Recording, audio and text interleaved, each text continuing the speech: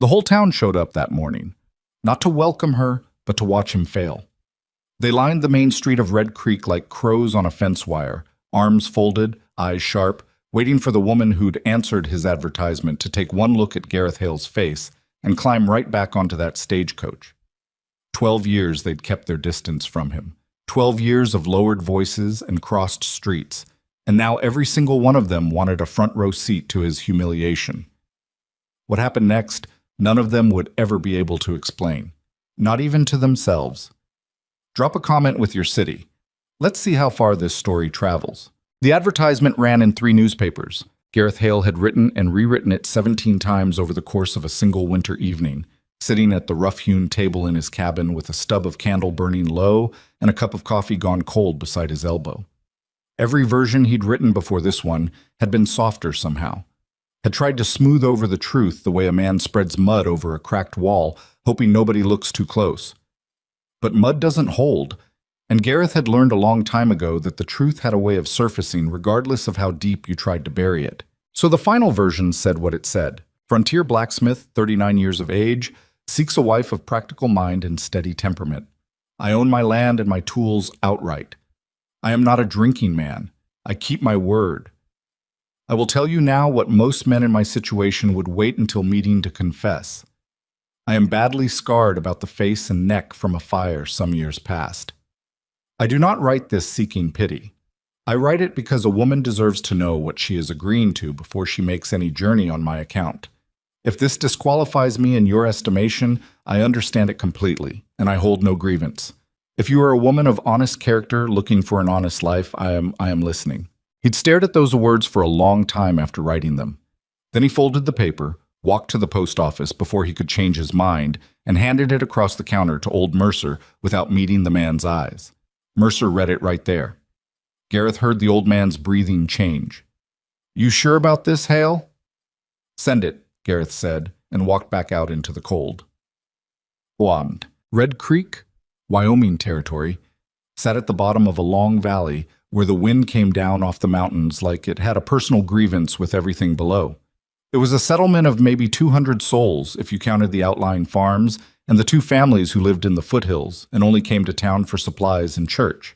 It had a general store, a livery, a saloon, a schoolhouse that doubled as a meeting hall, a small church with a lopsided steeple, and Gareth Hale's forge, which sat at the far end of the main street, slightly apart from everything else.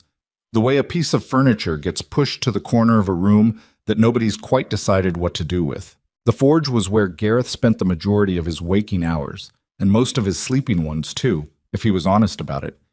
He had a cabin behind it, 3 rooms, serviceable, clean, in the way that a man's place gets clean when there's no one else to see the mess but himself, and he stopped caring enough to maintain the pretense.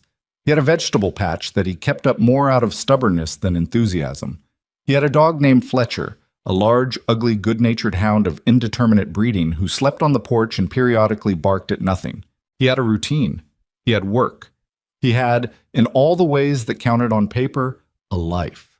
What he didn't have was anyone who sat across the table from him at supper. The fire had happened 12 years ago, in the spring, when Gareth had been 27 years old and still the kind of man who didn't think twice about running toward a burning building instead of away from it. The Alderman farm had caught in the night. Dry spring, dry timber, a lantern knocked over in the barn, and then everything happening very fast. The Aldermans had livestock in that barn. Horses, a milk cow, 3 pigs. And the Alderman boy, 9 years old, who'd apparently snuck out there after dark for reasons a 9-year-old never fully explains, and who was found crouched in the far corner of the barn, paralyzed with terror, when Gareth came through the burning doorway. He'd gotten the boy out. He'd gotten all the animals out except 1 pig that had panicked and run the wrong direction, and Gareth had gone back in after it because that's the kind of stupid thing a 27-year-old man does when he's not thinking clearly, when his body is still moving on pure instinct and the alarm bells in his brain haven't quite caught up to the situation. He'd gotten the pig. He hadn't gotten out before part of the roof came down. What they pulled from the wreckage was alive, which the doctor said was somewhere between a miracle and an insult to probability. What they patched back together over the next several months was a man who would never again be the kind of man that people looked at without flinching. The burns covered the left side of his face entirely, cheek, jaw, temple, the corner of his eye, trailing down his neck and below his collar to his shoulder and part of his chest. The skin had healed the way burned skin heals, in ridges and pulls and discolorations that the body does its best to repair and never quite manages. He'd lost part of his left ear. His beard grew patchy on that side. His eye on that side still worked, which he was grateful for, though the skin around it was tight in a way that sometimes made that eye look wrong from certain angles, like something slightly off in a portrait. He was not a vain man. He had never been particularly vain, but there is a difference between being unconcerned with your appearance and learning, slowly and comprehensively, that your appearance concerns everyone else around you, whether you want it to or not. The first year after the fire, people had been kind, carefully kind, the kind of kindness that involves a great deal of not looking directly at something, but kind nonetheless. They brought food. They asked about his recovery. Mrs. Parson, who ran the general store with her husband, had patted his hand once and said he was very brave and meant it, and it had embarrassed them both equally. By the second year, the kindness had calcified into something else. Habit, maybe. Or discomfort that had been lived with long enough to harden into normalcy. People didn't bring food anymore. They traded with him because he was the only blacksmith within 30 miles, and a frontier settlement cannot function without ironwork. Horseshoes, hinges, plows, tools, all of it. So they came to the forge with their work and their coin, and they looked at the thing they'd come to pick up rather than the man who'd made it. And they left with the same efficiency they'd arrived with. Children were the honest ones. Children stared without apology until their mothers pulled them away with hissed corrections. Some of the braver ones asked questions directly.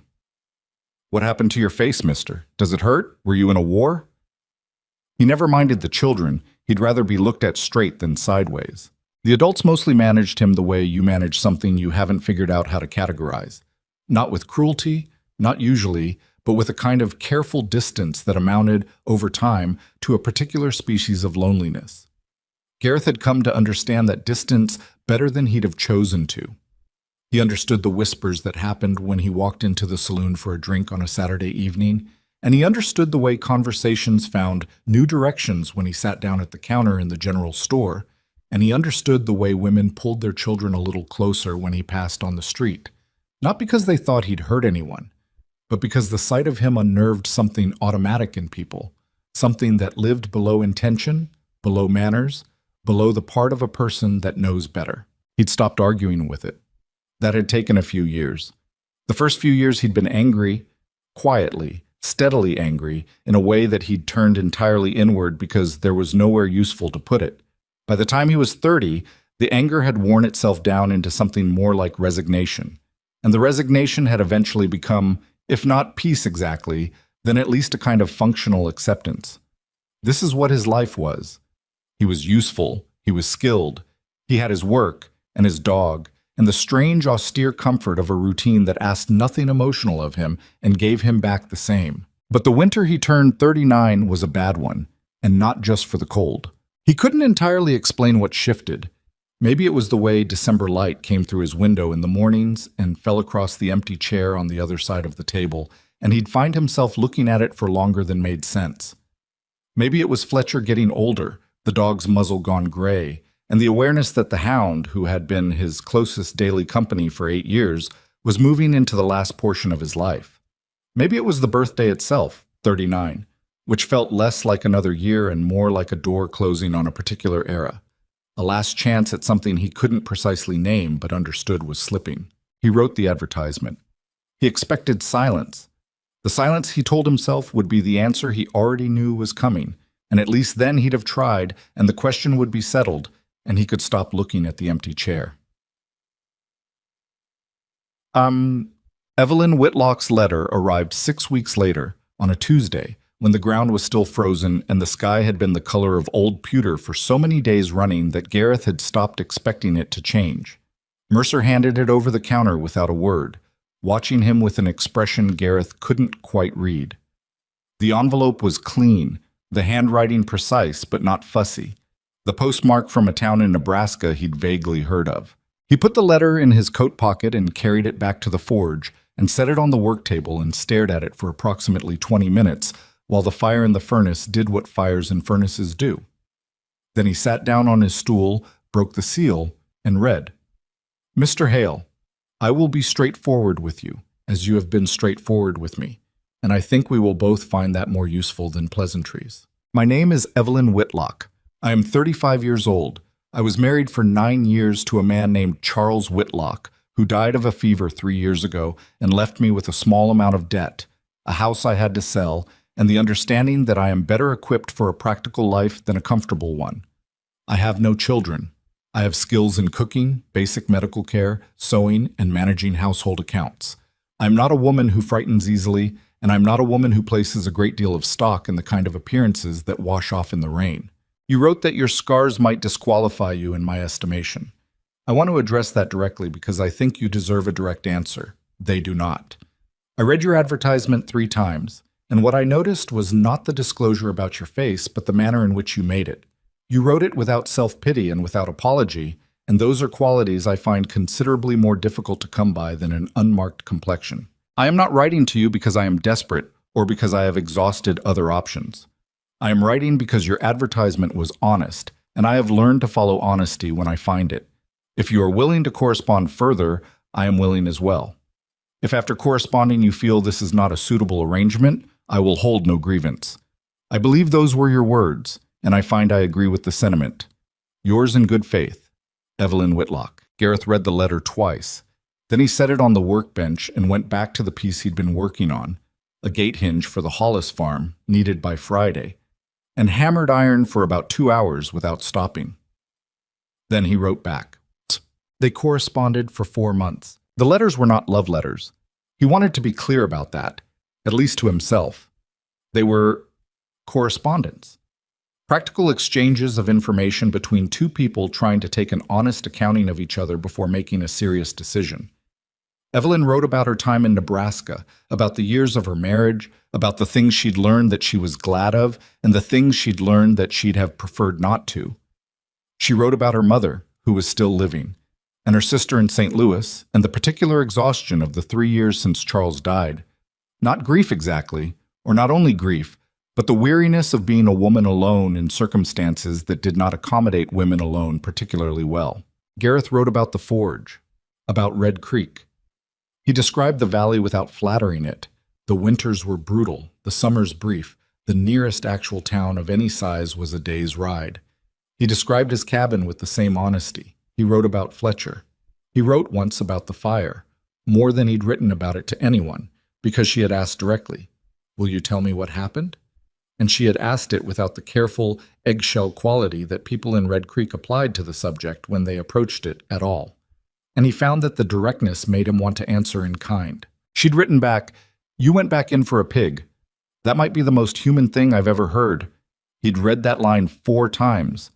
In March, she wrote to ask if she might come in April, if he was still of the same mind, and she would appreciate an honest answer either way. He wrote back the same day he received the letter, which he never did. He usually took 3 or 4 days to think through his replies. But this time he wrote back immediately, a single paragraph, which said that he was still of the same mind and that he would meet the stagecoach on the 14th. No, the 14th arrived on a Thursday. By 9 in the morning, the news had spread through Red Creek with the particular velocity that news achieves in small settlements where not very much happens, and everyone is, whether they admit it or not, paying close attention to everyone else's business. The stagecoach came through twice a week, Tuesday and Thursday, and by 11 o'clock on this particular Thursday, the main street had a great deal more foot traffic than it normally did at 11 o'clock. Gareth noticed. He noticed from the doorway of the forge, where he'd been standing since 10:30 with his coat on, watching the street, his hat in his hands, turning it slowly in a way that he wasn't aware he was doing until Fletcher nudged his elbow, and he looked down and caught himself. "I know," he told the dog. Fletcher sat down next to him with the air of an animal who had decided to provide moral support and meant to see it through. The stagecoach was due at noon. By 11:30, there were people gathered outside the general store and outside the saloon, and a cluster of women near the post office, and old Mercer himself standing in front of his building with his thumbs in his vest pockets, watching. The preacher was there. The schoolteacher was there. Half the families from the farms south of town, had apparently found reasons to be in town this particular Thursday morning, which was not a coincidence that required any great detective work to unravel. Harlan Fitch was there. That was the one that Gareth marked. Harlan Fitch, who owned the largest cattle operation in the valley, 3,000 acres and more money than the rest of Red Creek put together, stood at the edge of the gathered crowd in his good wool coat with two of his ranch hands behind him. Fitch was 60 years old, broad through the chest and narrow through the eyes, and he had opinions about most things in the valley and made them known without much worry about whether anyone had asked. Gareth and Fitch had a history, the way two men can have a history that consists mostly of silences and one or two specific words that haven't been forgiven. Fitch had said, 8 years ago at a town meeting, that the settlement would be better served by bringing in a blacksmith from the east who didn't make people uncomfortable to look at. He'd said it in front of a room full of people, and he'd said it in the particular tone that some men use for truths they've decided don't require softening. The room had gone quiet in the way rooms go quiet when something lands that can't be taken back. Gareth had said nothing. He had gathered his things and walked out and ridden home and spent 2 days working the furnace hard enough that his arms ached for a week. Then he'd come back, because there was no other blacksmith within 30 miles and the work needed doing, and because something in him had decided, quietly and without drama, that he would not be run out of the place where he'd built his life by a man who'd never had to work for anything. Fitch hadn't apologized. Fitch was not a man who apologized. And now Fitch was standing in the street with his hands in his coat pockets, watching, waiting for the stagecoach the same as everyone else. Gareth put his hat on and walked out of the forge and down the street and stood at the stage stop to wait. He could feel them watching him. He'd been feeling them watch him for 12 years. It had become a kind of constant weather, the way you stop noticing the wind until it's suddenly very cold. But today it was sharp again and present, and he was aware of every single pair of eyes on the street and the weight of each one. He stood straight. He kept his hands easy at his sides. He looked at the road. Fletcher sat next to his boot. The stagecoach was 11 minutes late. Gareth counted.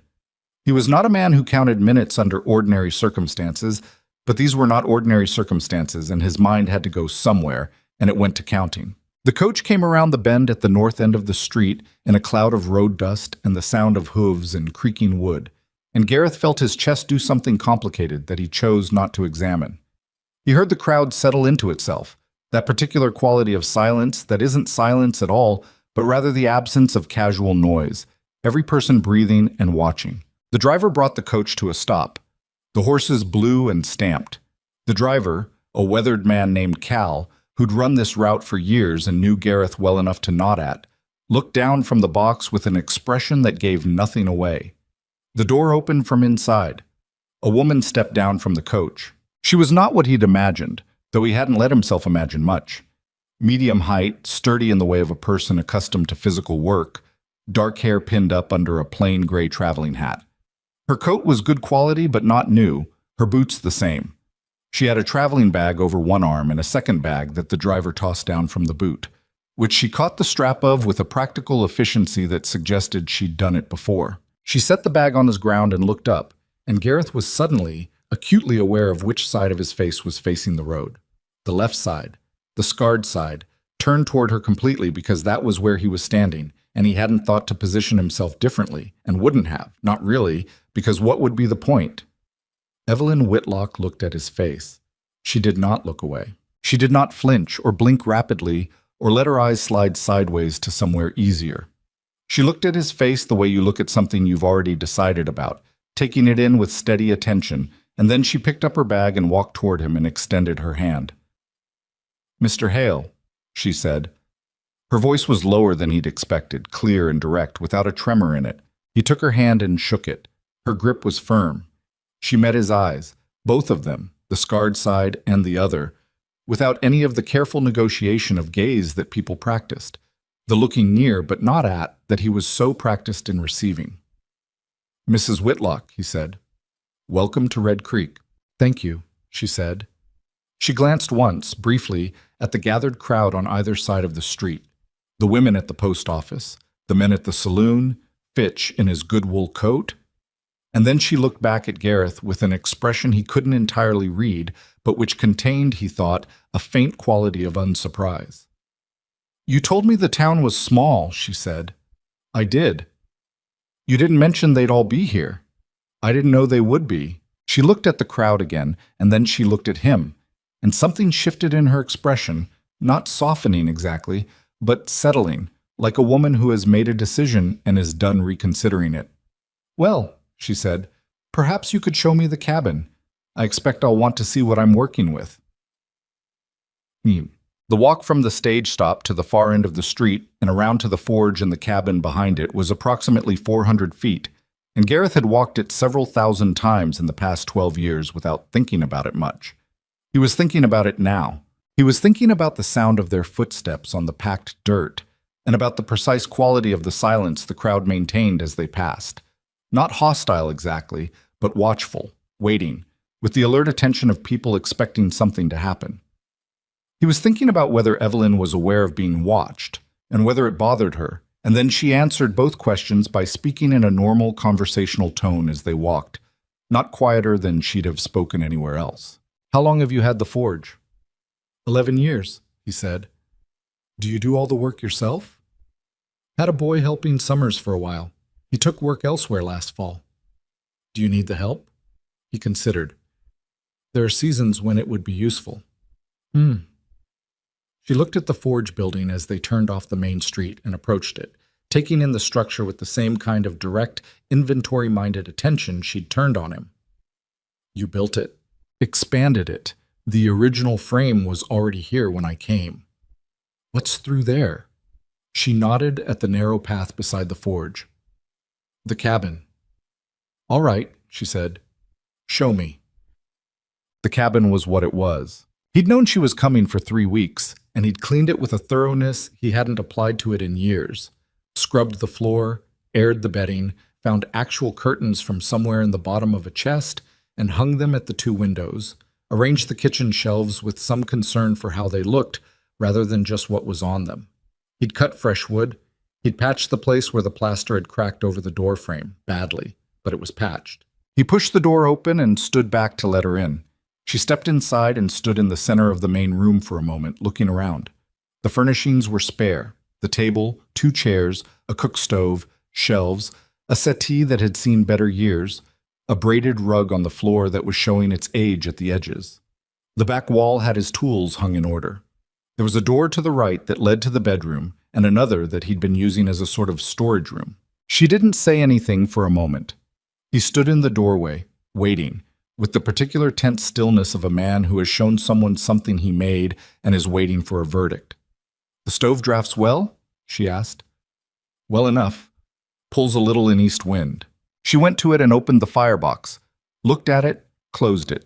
She ran a hand along the edge of the mantel above the fireplace in the corner, checking, he realized, for the actual state of the dust, which, he was relieved to note, she did not find in abundance. The storage room, she said, gesturing at the second door. Could be a second bedroom, he said, or a study, or whatever it needs to be. I haven't had reason to do much with it. She opened the door and looked in. The room was small, currently occupied by a collection of things that had no better home. An old trunk, some rope, 2 broken chairs he'd meant to repair, 3 years of accumulated objects that had been placed there temporarily and stayed. She surveyed it with an expression that suggested she was already mentally relocating everything in it. The curtains, she said, turning back to the main room. Yes. Did you put those up recently? A pause. 3 weeks ago. She looked at him. Something crossed her face. Not quite a smile, not fully, but adjacent to one. They're crooked, she said. I know. The left one especially. I noticed. She turned back to the window and looked at the curtain in question, then at the view outside, the back of the forge, the vegetable patch, the slope of the valley rising to the tree line. It's quieter than I expected, she said. It gets less quiet in summer. Birds. I like birds. The mountain bluebirds come in May, he said. There's a pair that nests in the eave every year. She turned to look at him, and he realized he'd said something more than he'd intended. Or maybe exactly what he'd intended, without the usual editing. He didn't know what to do with that, so he didn't do anything. I'll need to see the water situation, she said. Well or creek? Well, south side of the forge. Good water. All right. She set her traveling bag on the table with the decisiveness of someone marking a place. I'll need to unpack. And then I'd like to sit down and talk practically about what we're both expecting, because I think the letter correspondence covered a great deal, but not everything. And I'd rather have those conversations sooner than have them occur to us later, at inconvenient moments. That's... He stopped. Yes, that's agreeable. Good. She looked around the room one more time and then at him. Mr. Hale, one thing before we sit down. Yes. Whatever those people out there were hoping to see when I got off that stagecoach, I know what they were hoping to see. I thought you might. She met his eyes steadily. I want you to know that it had no effect on my assessment of this situation. He looked at her for a moment. Why not? Because I didn't come here to satisfy their curiosity, she said. I came here because of your letters. The town's opinion of you is something I'll form on my own over time, and I'd prefer to do it without assistance. He didn't have a response to that felt adequate, so he said nothing, and she seemed to accept the nothing as a reasonable answer. All right, she said. I'll get settled. I imagine you have work. I do, he said. I'll put coffee on first. I'd appreciate that. He moved to the stove, and she moved to her bag. And the cabin, which had been quiet in the particular way of a place no one had shared for a long time, became something slightly different. A place with two people in it, moving around each other with the careful attentiveness of strangers at the beginning of something that neither of them could quite see the shape of yet.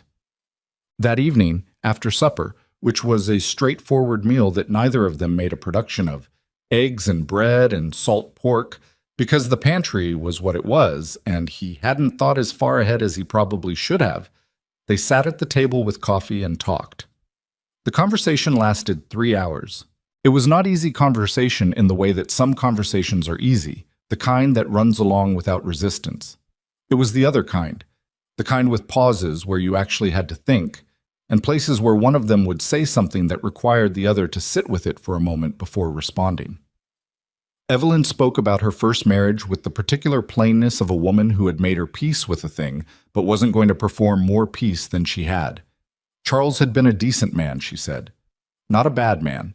But they'd spent 9 years circling around the things that needed to be said, and she'd watched him die without having said most of them, and that experience had altered her opinion of indirect communication permanently.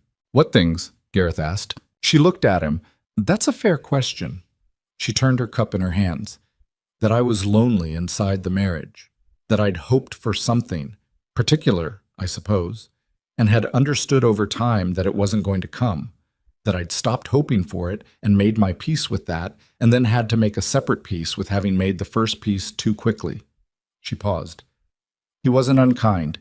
He just wasn't present in the way I needed someone to be present. Gareth considered that. What does present mean to you? She looked at him directly. Exactly what the word says. Here, in the actual conversation, not somewhere else inside your head while the other person talks. I understand that. I thought you might. He told her, after a while, about what it was like to be the man in Red Creek whose face everyone had decided something about. He said it without complaint. He'd been down that road enough times to know that complaint accomplished nothing. But he said it plainly, the way you describe a weather condition to someone who's going to have to live with it. The town would talk. They were already talking. Whatever she did or didn't do in the next weeks and months would be observed and discussed in ways that neither of them could control, and she should understand that going in. Are you worried I'll be bothered by it? She asked. I'm telling you what it will be. What you do with it is your own matter. People talked about me in Nebraska, she said. Widow woman with a failed farm and a dead husband's debt. I've had some practice at being the subject of other people's opinions. This might be different. Probably. She set down her cup. Mr. Hale. Gareth. A brief pause. Gareth. She seemed to be testing the word for fit. I will be honest with you about something. I'd prefer it. I didn't come here certain this would work. I'm not certain of it now. I came here because it seemed like an honest situation, and because I'm 35 years old and I've made enough decisions based on what was comfortable over what was right, that I wanted to try making one that was harder. He was quiet for a moment. I didn't think you were certain. You don't seem the type to expect certainty. No. Good. She pushed back her chair. I'm going to sleep. The journey was long and I'm tired, and I think clearer when I'm not exhausted. She stood, and then she looked at him with a directness that had become, over the course of the evening, slightly less foreign feeling and slightly more like something he was beginning to understand about her. The curtain situation will be addressed tomorrow. I have no objection to that. I should hope not. She took the lamp and went to the bedroom, and Gareth sat alone at the table in the dark with his coffee cup and the faint sounds of the cabin settling in the cold night, and Fletcher breathing slowly on the rug by the stove, and something in the room that had not been there this morning. A quality he couldn't name precisely, something like the feeling before weather turns, when the air shifts and something is coming that hasn't arrived yet, but is no longer very far away. He was in the forge at first light, which was where he always was at first light, because iron waited for no one's emotional situation. He worked a commission for the Parson farm, 3 sets of gate hinges, a set of fireplace tools, and he kept his mind on the work, which he was good at. The forge was where his mind settled, where the heat and the rhythm and the physical demand of the thing collected him into something that functioned cleanly. He hammered and shaped and quenched, and the morning moved around him the way mornings did. Around 7, he heard the cabin door. He kept working. He heard water at the well. She'd found it on her own then. He heard movement that suggested she was in the cabin, and after a time he smelled coffee, which stopped him for a moment in a way he hadn't anticipated. The smell of coffee coming from somewhere that wasn't him, making it alone. She appeared in the forge doorway at 8 with 2 cups. I didn't know how you took it, she said. Black. She held out the cup. He took it with his work hand, which was not clean, and she didn't comment on that. She stood in the doorway and looked at the forge with the same inventory attention she'd turned on everything else. He drank his coffee and waited. You made those? She nodded at the set of fireplace tools hanging on the wall. His own, done some years back. Not a commission, but a thing he'd made for himself, and he'd spent more time on them than was strictly necessary. Yes, they're good work. Thank you. She looked at the tools on his wall, the organized chaos of a working forge, the fire in the furnace, and then at him. There's bacon if you want it. I'll come in when this section's done. All right. She went back to the cabin. He went back to the iron. And the day began. A Thursday, the 14th of April, in Red Creek, Wyoming territory. A small settlement at the bottom of a long valley where the wind came down off the mountains with opinions about everything it touched. It was an ordinary day, in most of the ways that days are ordinary. It was also the first day of something that neither of them, in those early hours, had the full measure of yet, something that was just beginning to find its shape, rough-edged and uncertain and not particularly smooth, which was, it turned out, exactly what it needed to be.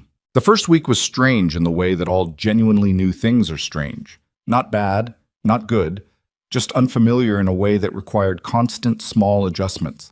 Evelyn was up before him most mornings, which surprised him. He'd assumed, without particularly thinking about it, that he'd be the early one. He always had been. The forge pulling him out of sleep the way some men got pulled by drink or habit. But she was already at the stove when he came through the main room most days, not making a production of it. Just there, moving with the efficiency of a woman who'd been running a household alone long enough that the routine lived in her hands rather than her head. She rearranged the kitchen shelves on the 3rd day. He noticed when he came in for the midday meal and found everything shifted. The flour moved to a lower position, the coffee things consolidated, the jumble of tin cups he'd acquired over the years reduced to 4 that actually matched, and the rest relocated to the storage room. He stood in front of the shelves for a moment, taking inventory. If it bothers you, I can put it back, she said from behind him, without looking up from what she was doing at the table, which was mending one of her own garments. It doesn't bother me, he said, which was true. I just need to learn where things are. The logic should be apparent. It is. She looked up then. You have 8 tin cups. People leave things. Who leaves a tin cup? He thought about it. Mostly people who came to the forge and had coffee and forgot them. I kept thinking they'd come back for them. Has anyone come back for them? Not yet. She returned to her mending. He located the coffee things in their new position and put the kettle on. The 2 I kept are the ones without dents, she said. That's reasonable. The others are in the storage room if you want them. I don't particularly want them. Good, she said. Neither do I. It was not a romantic exchange. It wasn't meant to be. But there was something in the ordinariness of it, the back and forth of two people negotiating the small logistics of shared space, that Gareth found himself replaying later at the forge, not with any specific feeling he could name, just turning it over the way you turn a well-made piece of ironwork in your hands, checking the weight of it. The town did not stay quiet about their situation. He hadn't expected it would. Mrs. Hollis came by the fourth day, ostensibly to pick up the gate hinges he'd finished, which was legitimate enough since he had finished them. But she lingered in the forge doorway for considerably longer than hinges required, and her eyes kept moving to the cabin in the way of a person hoping a door will open. "Your wife settling in all right?" she asked. "She is. It must be a lot to take in, coming all this way." A pause. "From Nebraska, wasn't it?" "That's right." "Long journey." "It is." He handed her the hinges wrapped in cloth and waited with the patience of a man who had learned that the fastest way through these conversations was to give them very little material to work with. Mrs. Hollis held the parcel and did not immediately leave. "People are curious," she said, in the tone of someone who considers curiosity a force of nature rather than a choice. "People are usually curious," he agreed. "She seems capable, from what we saw." "She is." Mrs. Hollis shifted her weight. "Will she be coming to the Sunday service? Reverend Dawes would be glad to meet her properly. We all would." He thought about how to answer that in a way that was honest without being blunt enough to require further conversation. "I expect she'll make her own decisions about what she attends." Mrs. Hollis received that answer, decided it was all she was going to get, and left. He went inside that evening and mentioned it to Evelyn without particularly intending to. It came up naturally in the course of describing his day, and she listened without interrupting, which was something he'd noticed about her. She didn't fill silences with commentary while he was still in the middle of a thought. "Was she unkind?" Evelyn asked. "No. Nosy. There's a difference." "I've always thought so." Evelyn considered. "I'll come to Sunday service." He looked up from his plate. "Not because she suggested it," she said, "because I'll need to meet these people eventually if I'm going to live here, and I'd rather meet them on a day when they're supposed to be on their best behavior." He almost smiled at that. He didn't quite, but it was close. "That's a practical way of looking at it," he said. "Most things have a practical way of looking at them," she said, "if you're willing to find it." Sunday came, and she put on her better dress. Dark blue wool, plain at the collar, nothing that called attention to itself. And they walked the 400 feet from the cabin to the main street and the length of the street to the church with the lopsided steeple.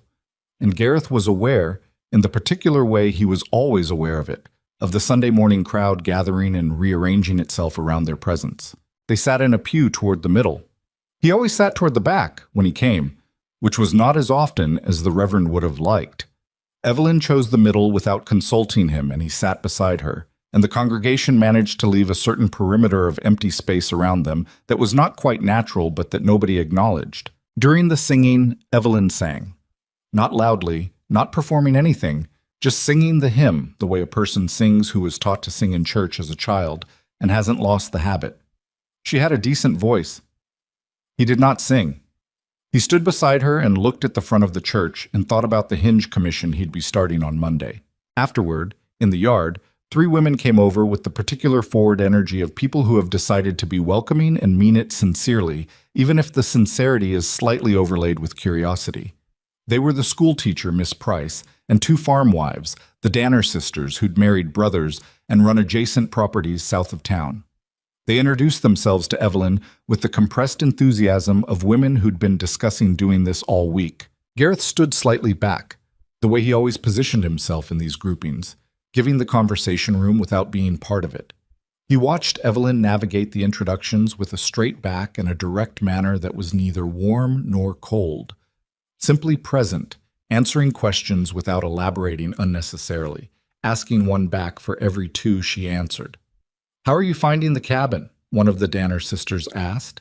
"It has good bones," Evelyn said, "and a stove that drafts a little in east wind, which I'm told is a manageable situation." The Danner sister laughed.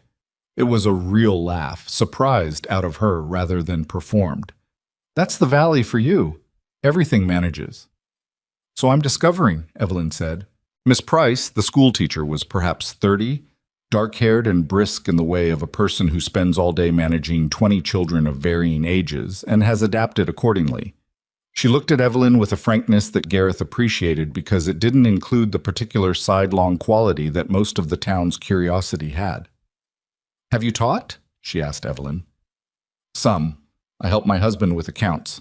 Some tutoring when we needed the income. We only have the one teacher here, Miss Price said, and 23 students. It gets unwieldy in winter. I imagine, Evelyn said, and there was something in the exchange that suggested a door had opened a small amount, not swung wide but cracked, in the way that practical mutual interest creates openings that social performance can't. They walked home afterward, and Gareth let the silence sit for a block before speaking. That went better than it might have, he said. The school teacher seems competent. She is. Took that job right out of normal school and stayed.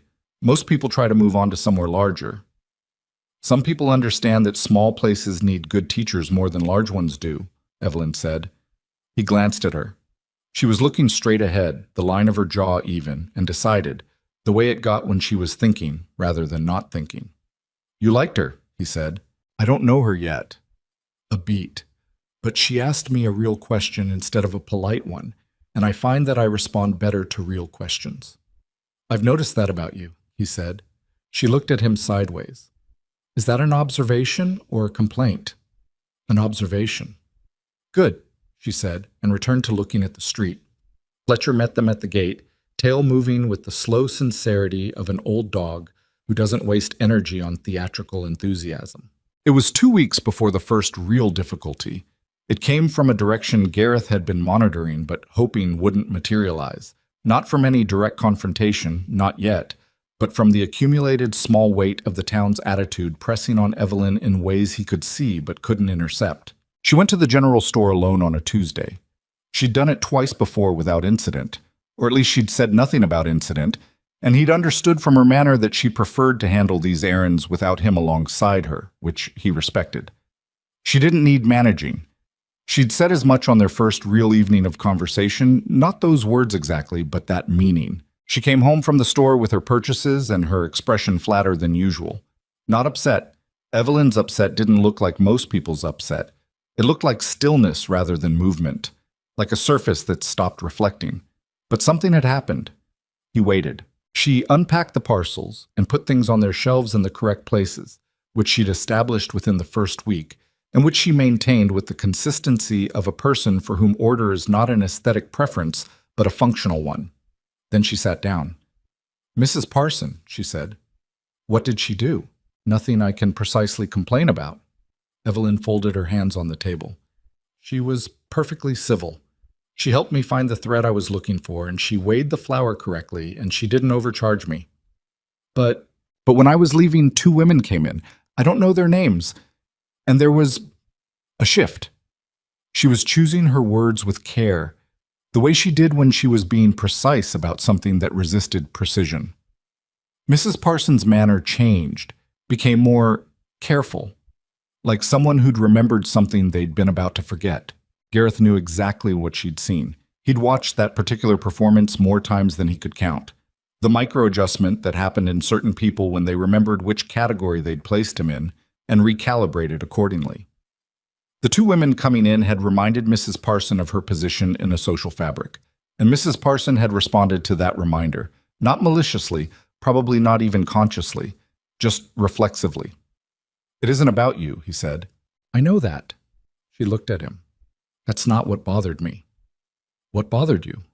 She was quiet for a moment. That you've been managing that for 12 years, she said, and I was bothered by one afternoon of it.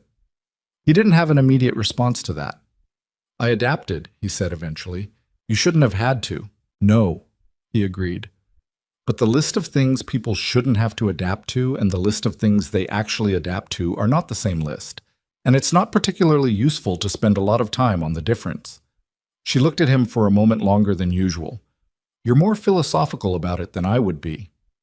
I had more practice. She exhaled, not a sigh exactly, more the release of something she'd been holding on to since the store. I'm going to learn everyone's names, she said. All of them. The women who came in, the people who look at you sideways. I'm going to know their names and their situations and what they need from the forge, and I'm going to be as ordinary and present as anyone in this town until there's no reasonable story they can tell themselves about us that makes us unusual. He looked at her. That's a long campaign. I have a long patience when I've decided something, she said. He believed her. The child appeared at the end of the third week, which was earlier than Gareth had expected because children were usually kept away from him by the same reflexive parental caution that characterized most of Red Creek's management of his existence. He'd accepted that years ago.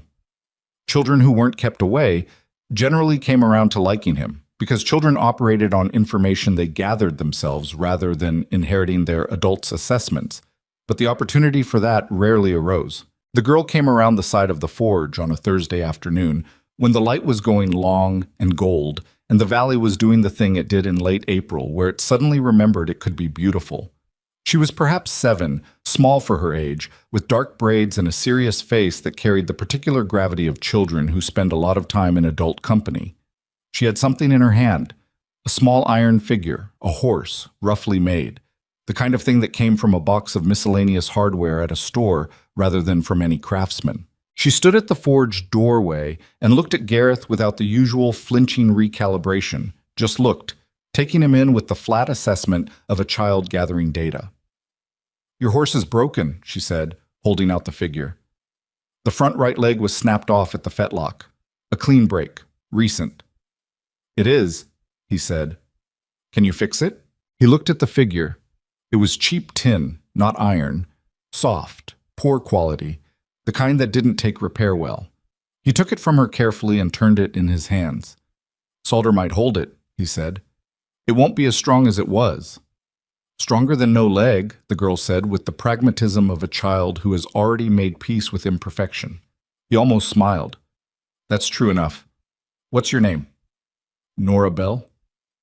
Whose daughter are you? My papa works at the feed store, she said. My mama said I shouldn't bother you.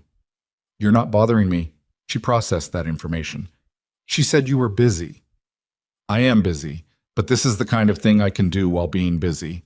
He moved to the work table and found the solder wire, which was in the 4th drawer from the left, and the small iron he kept for fine work. Come in if you want. It's hot in here. She came in. She stood at a careful distance from the furnace, not frightened of it, respecting it, which was different. The distinction that separated children who'd grown up with fires from children who hadn't. She watched him work with an attention that was genuine rather than polite. Does it hurt? She asked. What? She gestured at the left side of his face, direct, without cruelty, the question of a person who actually wants to know. Not anymore, he said. It did for a long time. What does it feel like now? He thought about it honestly. Tight sometimes, in the cold. The skin doesn't move the same as regular skin. She absorbed this. My grandpa has a scar on his hand from a mill blade, she said. He says the same thing about cold. Your grandpa's right. He usually is, she said, in a tone that suggested this was a source of mild frustration. He finished the solder joint and held the figure up to the light, checked the angle of the repaired leg, decided it would hold if she was careful with it. He handed it back. She examined the repair with a close attention he recognized, the same attention he brought to assessing his own work. Then she looked up at him. Thank you, she said. You're welcome, Nora Bell. She turned to leave and then stopped at the doorway. I'll come back, she said, not asking permission, simply informing him of her intentions. I'll be here, he said. She left, small and purposeful, back around the side of the forge and out of sight, and Gareth returned to the commission he'd been working on, the hinge plates for the Whitmore property, which were due by the end of the week. Evelyn appeared in the doorway 20 minutes later. Was there a child here? She asked. Nora Bell. Her father works at the feed store. What did she want? She had a broken tin horse. Evelyn leaned against the doorframe and looked at him with an expression he was beginning to be able to read, which he was aware represented some kind of development, the slow accumulation of knowing how someone's face worked. Did you fix it? She asked. Best I could. It was cheap tin. Stronger than no leg, she said. He looked up. She say that to you too? She told me when she passed the cabin window. Evelyn's expression had that almost smile quality again. She said you were nice and your face looked like a map. He was quiet for a moment. A map? I believe she meant it as a compliment. I think she might have, he said. The weeks moved. April turned into May, and the mountain bluebirds returned to the eave as he'd said they would, and Evelyn stood at the kitchen window one morning watching them with her coffee cup held in both hands, and he stood slightly behind her and watched her watch them, which was its own kind of thing. The garden was her project now, or had become so by natural accretion. She'd assessed his vegetable patch with the same inventory eye she applied to everything and concluded that it was functional but inefficient, and had reorganized the planting with a system he hadn't used, but which, he had to admit by the end of May, was demonstrably better. "How did you learn to garden?" he asked one evening when they were sitting on the porch, a thing they'd fallen into without discussing it, the end-of-day coffee on the porch, Fletcher between them, the valley going dark in stages. "My mother," she said, "and necessity. After Charles died, the kitchen garden was a significant portion of how I ate for 2 winters. 2 winters. The first winter was difficult financially. The second was better, but not much. By the third, I'd found the work I could do." She paused. "I did some nursing. One of the local doctors let me assist him in exchange for a small wage. I was useful enough that he kept me on." "Could you have stayed? Kept that work?" She turned her cup in her hands. "Probably, but it wasn't what I wanted the next 20 years to look like." A pause. "Not from the work itself. The work was good. I was glad of it. But living that way, alone in a town where I was always the widow who needed accommodation, there's a kind of tired that comes from that. Not laziness. The other kind." "I know that kind," he said. "I thought you might," she said, looking at the valley. Fletcher sighed heavily and rearranged himself so his head was on Gareth's boot. "He likes you," Evelyn observed. "He likes anyone who doesn't make sudden movements." "He slept on my side of the bed last night." Gareth looked down at the dog. "Fletcher." Fletcher did not appear troubled by this information. "I don't mind," Evelyn said. "I like dogs." "You didn't say." "There are a lot of things I haven't said yet," she said simply. "We've only been married 5 weeks. He looked at her sideways. She was looking at the darkening line of the tree line, her profile even against the fading light. 5 weeks. He'd have said it felt longer, but not in a bad way, in the way of something that had settled into its place faster than expected, like a piece of ironwork that fits the joint on the first try, when you'd been braced for adjustment. He didn't say any of that. He drank his coffee, but Nora Bell came back, the following Tuesday, and then the Tuesday after that, and it became a kind of standing arrangement without anyone formally establishing it as such. She'd appear at the forge doorway after school, sometimes with a question about something she'd seen, sometimes with a broken object in need of attention, sometimes with no apparent agenda beyond presence, sitting on the 3-legged stool near the work table and watching him work with the devoted attention of a child who has found something genuinely interesting. She wasn't afraid of his face. She'd stopped remarking on it after the first 2 visits, not because she'd forgotten or was avoiding it, but because it had become simply part of the information she had about him, filed away and incorporated. He was Gareth, who was the blacksmith, whose face looked like a map, who fixed broken things and knew about iron and was patient when she asked questions and didn't talk to her like she was smaller than she was. He found, somewhat to his own surprise, that he'd started keeping track of which day was Tuesday. Evelyn noticed. She didn't say much about it, just that she'd started putting an extra cup out on Tuesday afternoons, the smaller one, and she'd make a little extra of whatever was available in case the child was hungry. Nora was always hungry, with the automatic, unself-conscious hunger of a 7-year-old whose body is working on something and needs the fuel. One afternoon, Evelyn came out to the forge while Nora was there and showed the girl how she mended leather. It was Gareth's work gloves, one of them torn at the seam, and Evelyn sat on the bench outside the forge door, and the child sat beside her watching, and Gareth, inside at the furnace, could hear the conversation in pieces. Evelyn's measured voice explaining the stitch, Nora's questions, Evelyn's direct answers, no more elaborate than necessary. He didn't examine the feeling that came with listening to it.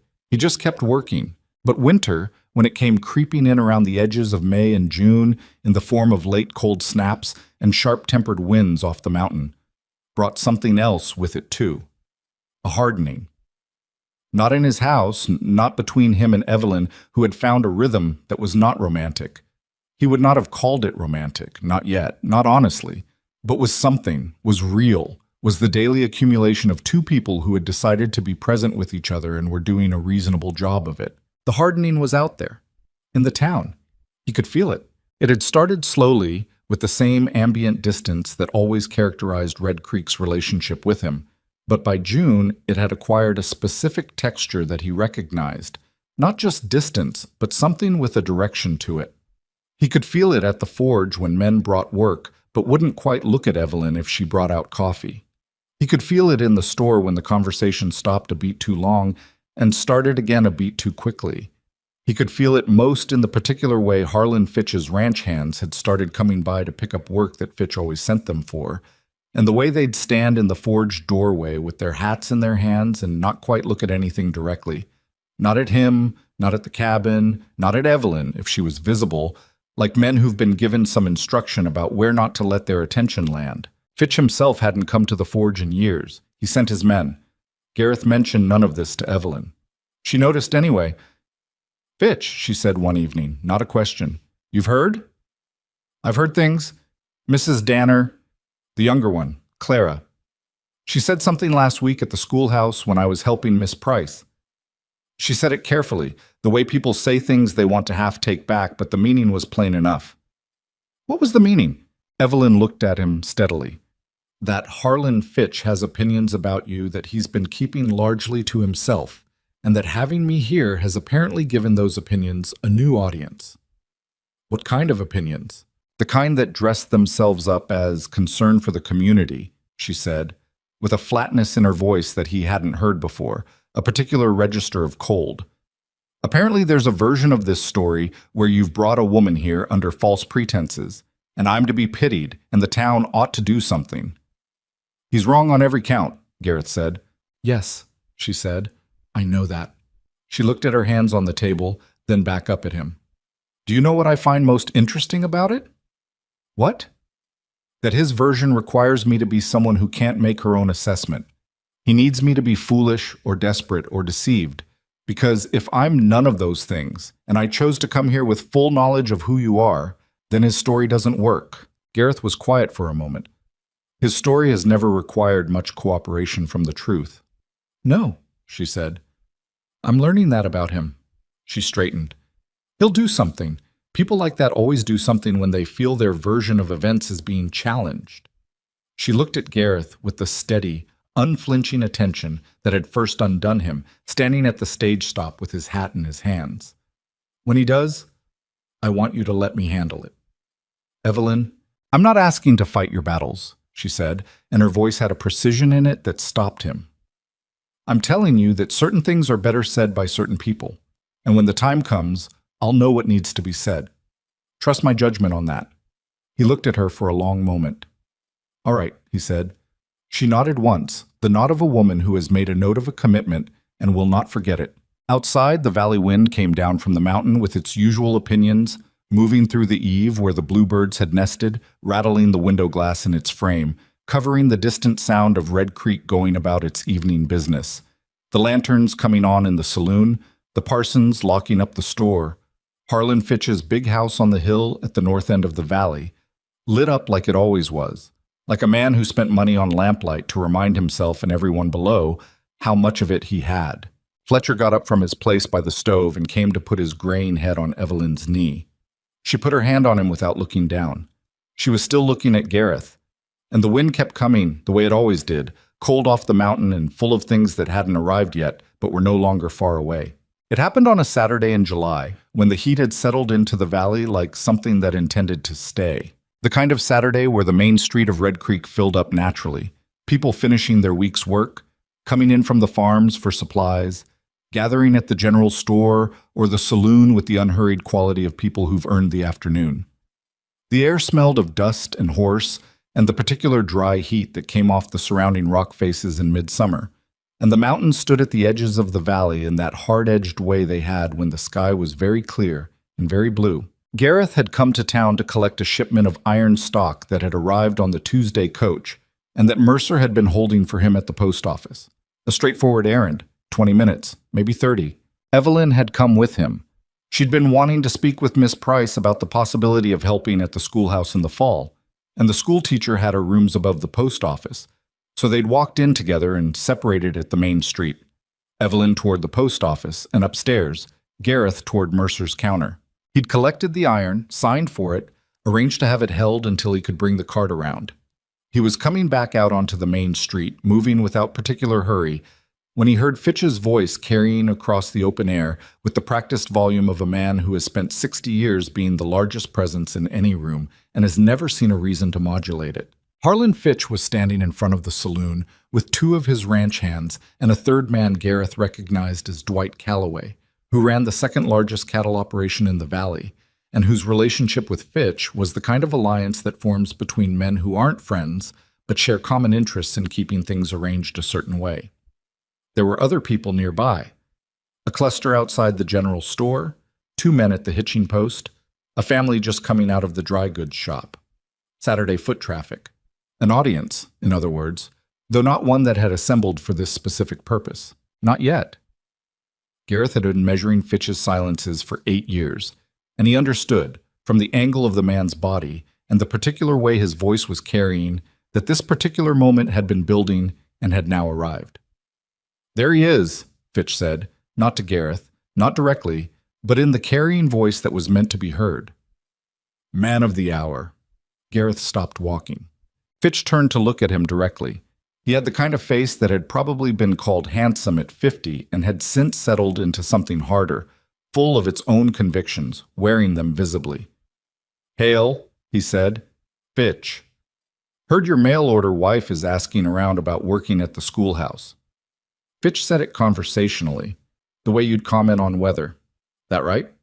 Gareth said nothing. "I was just telling Dwight here." Fitch gestured at Calloway, who had the expression of a man who knows he's been recruited into something and has made peace with it, that it's an interesting situation.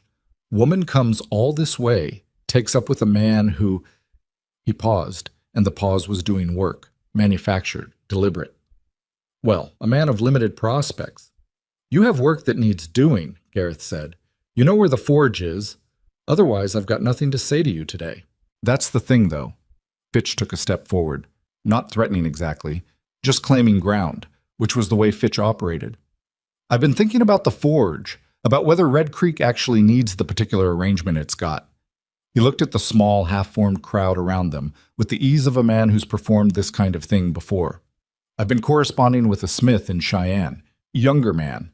Both his eyes worked the same. No particular history." The crowd had stilled. Gareth was aware of the exact quality of that stillness, the held breath of a group of people watching something that they've decided, individually and collectively, not to interrupt. He kept his voice level. "That's your right." "I think it is." Fitch nodded. "I also think your wife..." He said the word with a quality that Gareth felt in his back teeth. "Might have done herself a better service staying in Nebraska.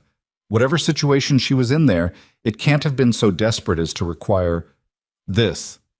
His gesture took in Gareth completely, face and all, the way a man gestures at something he's decided is beneath cataloging seriously.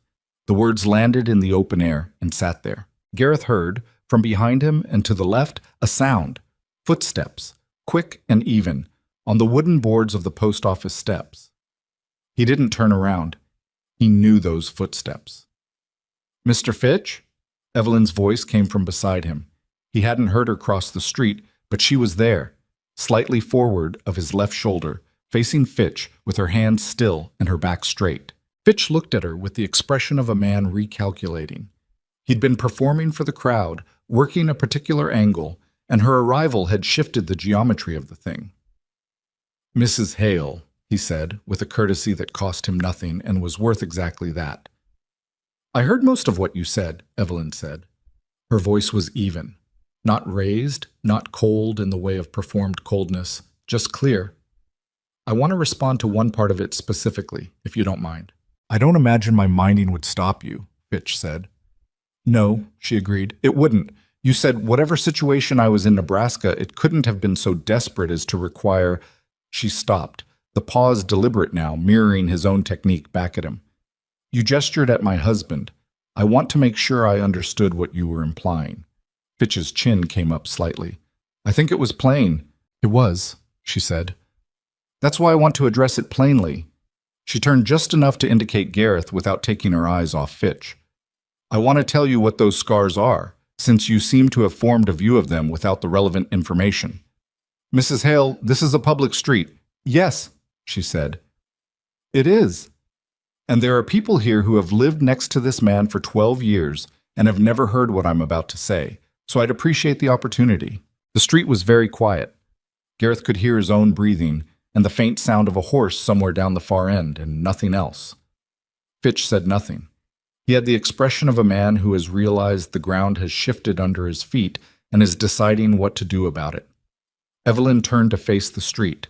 Not theatrical, not performing, just turning so that the people gathered could hear her clearly. My husband was 27 years old, she said, when the alderman barn caught fire in the night.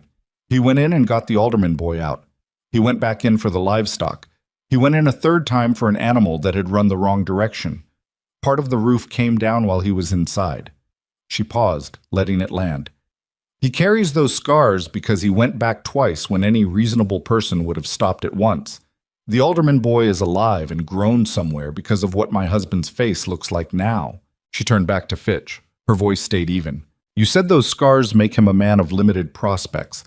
I want to suggest to you, Mr. Fitch, that they are the most legible record of a person's character that I have ever seen on a human body. I looked at my husband's face when I stepped off the stagecoach, and the first thing I thought was that I was looking at a man who went back. She held Fitch's gaze without giving an inch. Most men don't go back.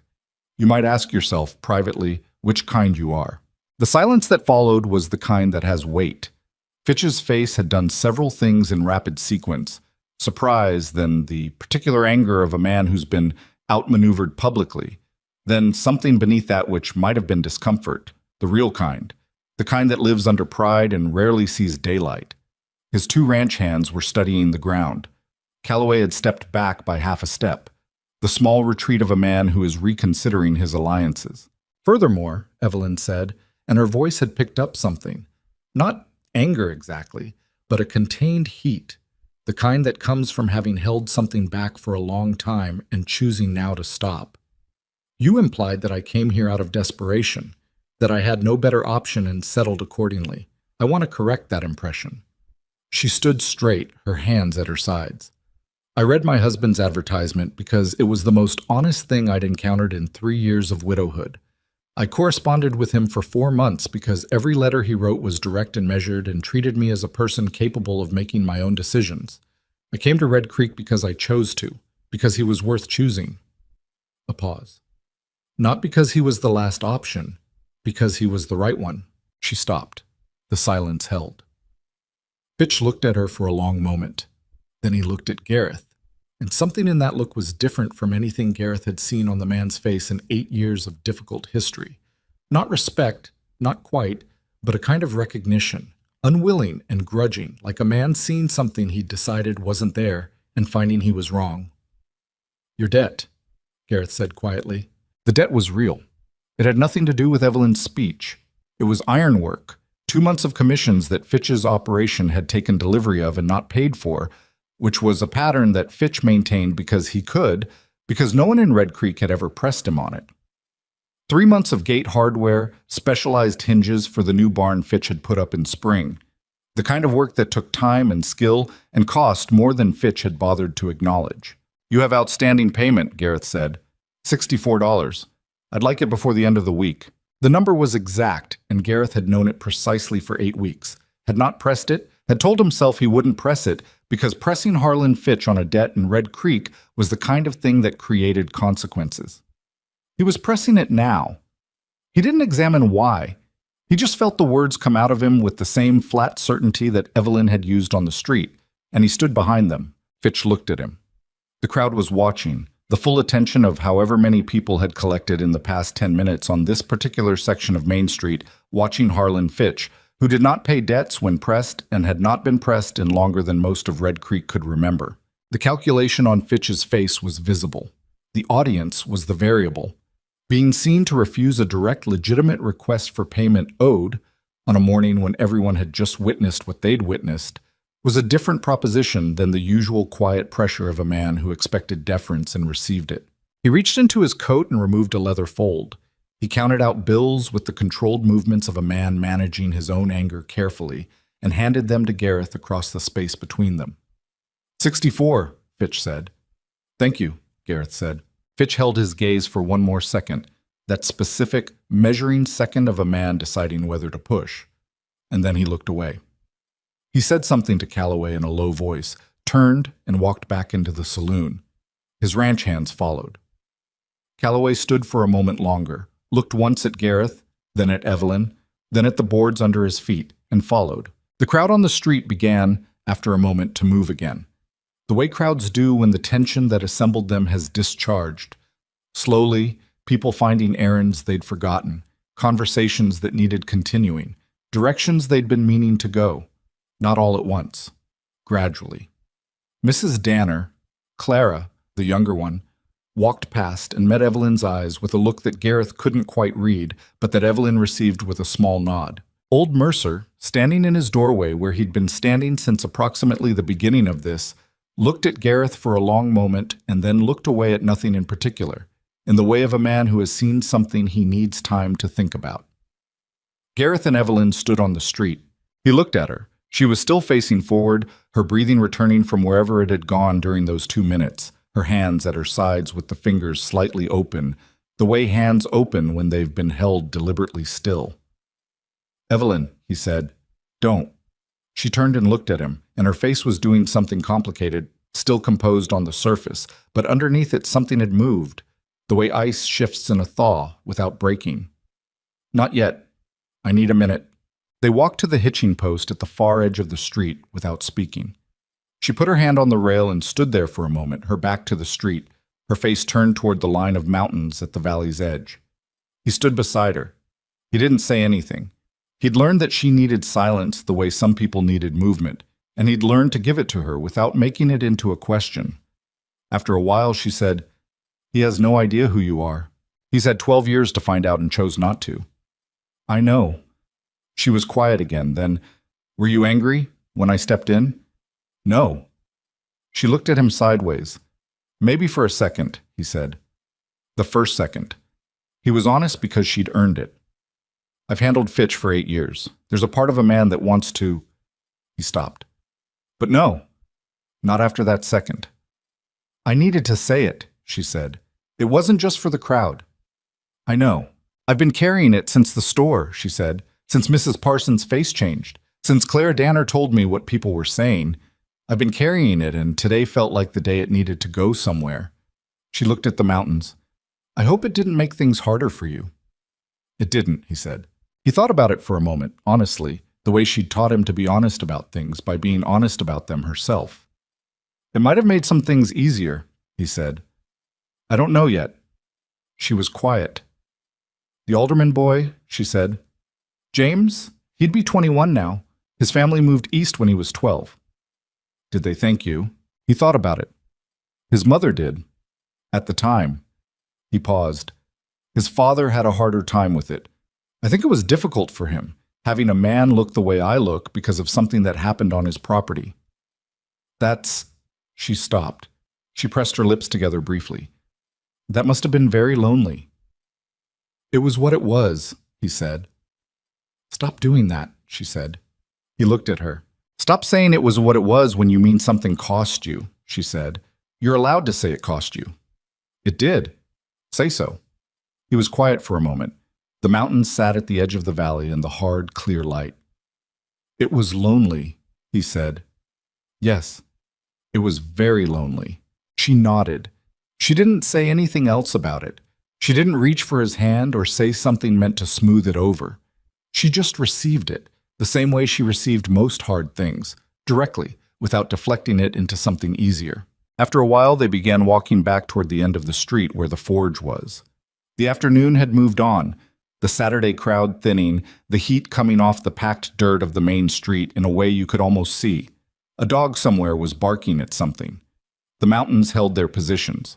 They passed Mrs. Hollis, who looked at them both and then looked specifically at Gareth and said, "Afternoon, Gareth," with a directness and a use of his given name that she had not previously employed in their dozen years of living in the same settlement. "Afternoon," he said. They kept walking. Evelyn said nothing about the exchange until they were past the forge and behind it, in the narrow space between the building and the cabin, where Fletcher was asleep on the porch with his paws crossed and one ear twitching at flies. "She used your name," Evelyn said. "She did. Has she done that before?" He thought about it. He was honest with himself about it, which took a second. "Not that I can recall," he said. Evelyn walked up the porch steps and opened the cabin door. She stopped at the threshold with her hand on the doorframe, her back to him, looking into the cool interior of the cabin. "Something shifted today," she said. Not a question. "Maybe. I know you don't want to count on it.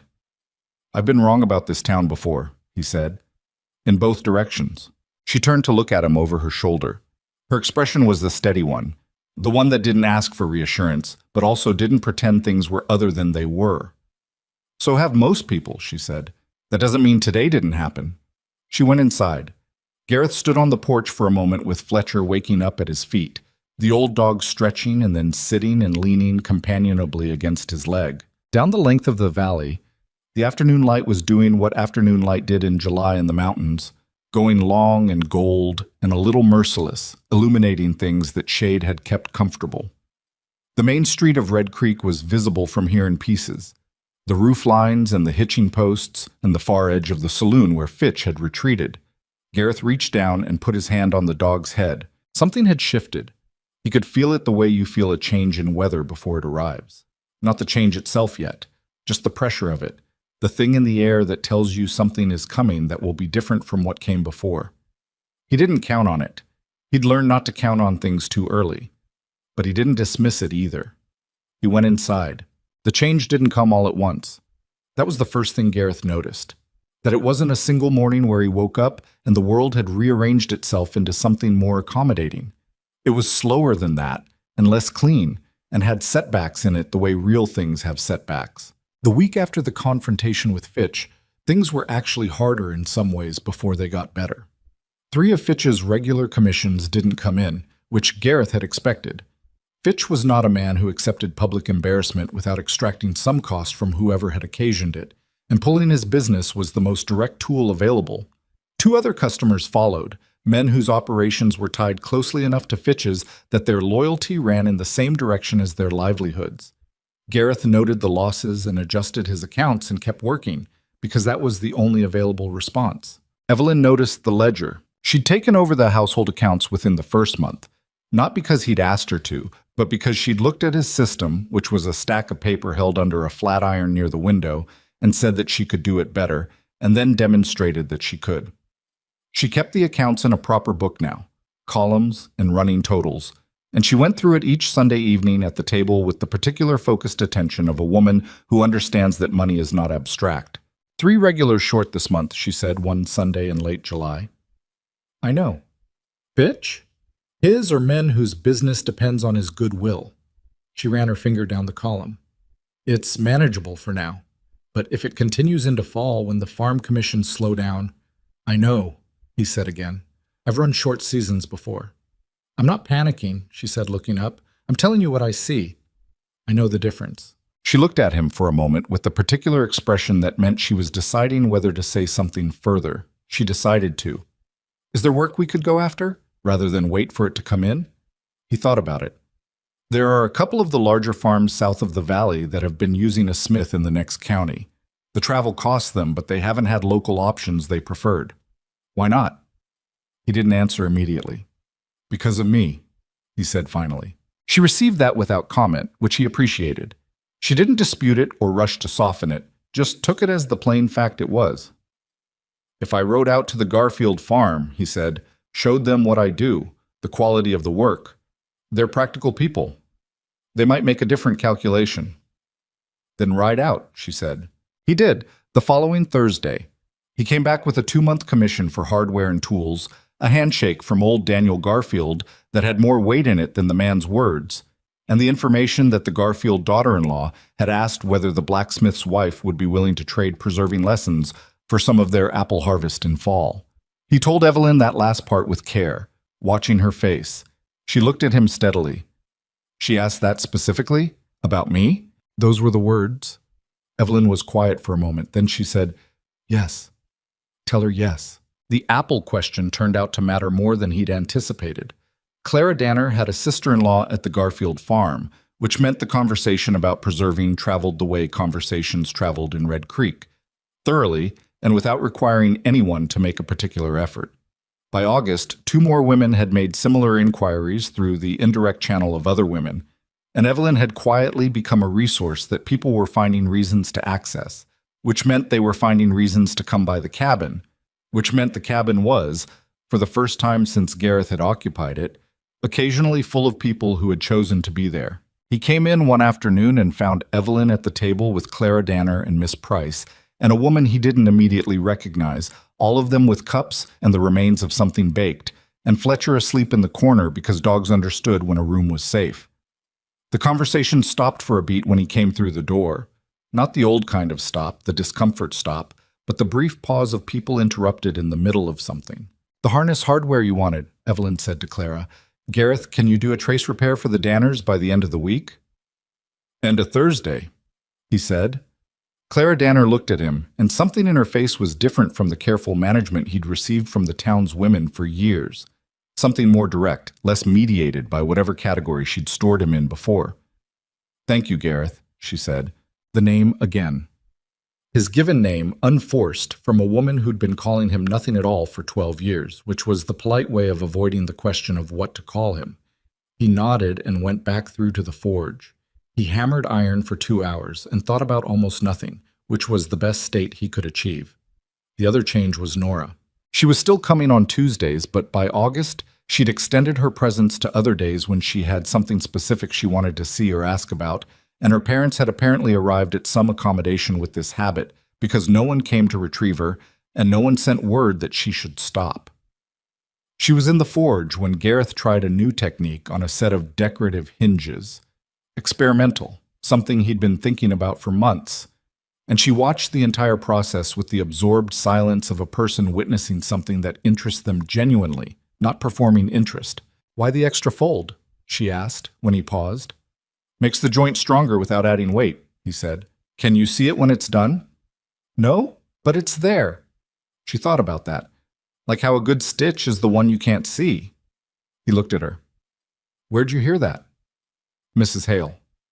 She's right, he said. Nora picked up a piece of scrap iron from the pile he let her handle. She'd learned early what was safe to touch and what wasn't, faster than most adults learned it. She turned it in her small hands. My papa says you're the best smith in the territory. Your papa's being generous. He doesn't say things he doesn't mean, Nora said, with the complete certainty of a 7-year-old reporting on her father's character. He's not that kind of man. Gareth didn't say anything to that. He went back to the hinge and Nora put the scrap iron down and watched, and the forge was quiet except for the fire and the work. She asked him once, in September, while he was showing her how to identify iron quality by color in the heat. He'd started doing this carefully, small lessons that she'd asked for, and he'd found he didn't mind giving. She asked him without preamble, the way she asked everything. Did you ever wish you looked different? He worked the iron for a moment before answering. Yes, he said, for a long time. Do you still? He thought about it honestly, the way her direct questions always demanded honesty. Less than I used to, he said. Because of Mrs. Hale? That's part of it.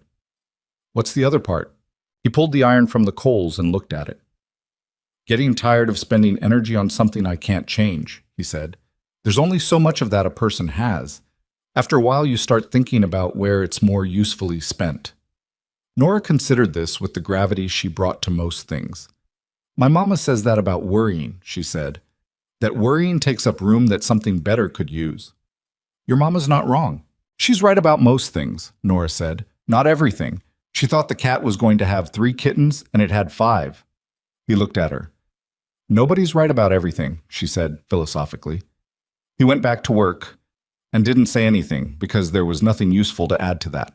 The morning in late September when things between himself and Evelyn broke open was not dramatic. That was what he remembered afterward, that it wasn't a fight Wasn't a romantic moment, wasn't any of the shapes he might have anticipated. It was a Sunday, early, the light still thin and gray, and he'd come through the main room to find her sitting at the table with her coffee already cold in front of her, and her hands folded on the table in a way that meant she'd been sitting there for a while. He checked his first instinct, which was to ask if something was wrong. He'd learned that she generally didn't sit quietly when something was wrong. She moved, she found tasks, she organized things. Sitting still in the early morning without apparent purpose was, for Evelyn, a different condition. He poured his coffee and sat down across from her. She looked at him. "Can I ask you something difficult?" "Yes." "Are you happy?" The word sat on the table between them, and he looked at it for a moment.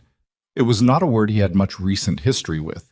He'd spent 12 years organizing his life around functional rather than happy, around what was sufficient, what was sustainable, what got you from one end of a season to the other without breaking.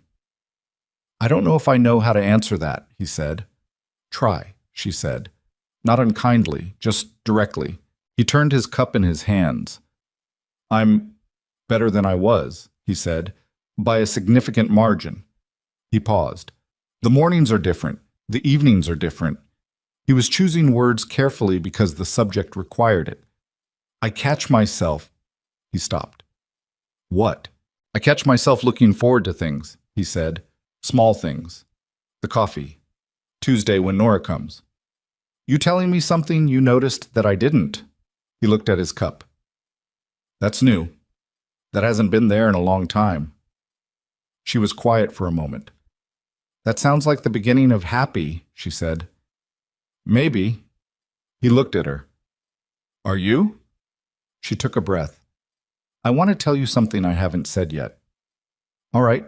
She unfolded her hands and laid them flat on the table, palms down, the way she positioned herself when she was being precise about something. "I was afraid," she said, "when I answered your advertisement. Not of you, of being wrong again.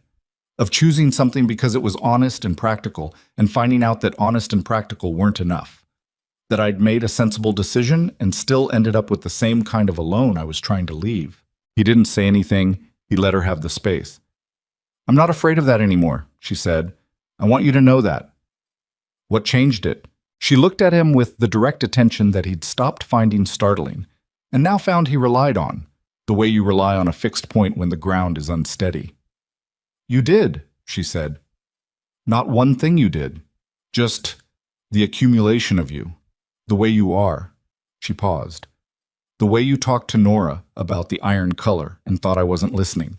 The way you went to the Garfield farm and didn't tell me you were nervous about it until 3 days later.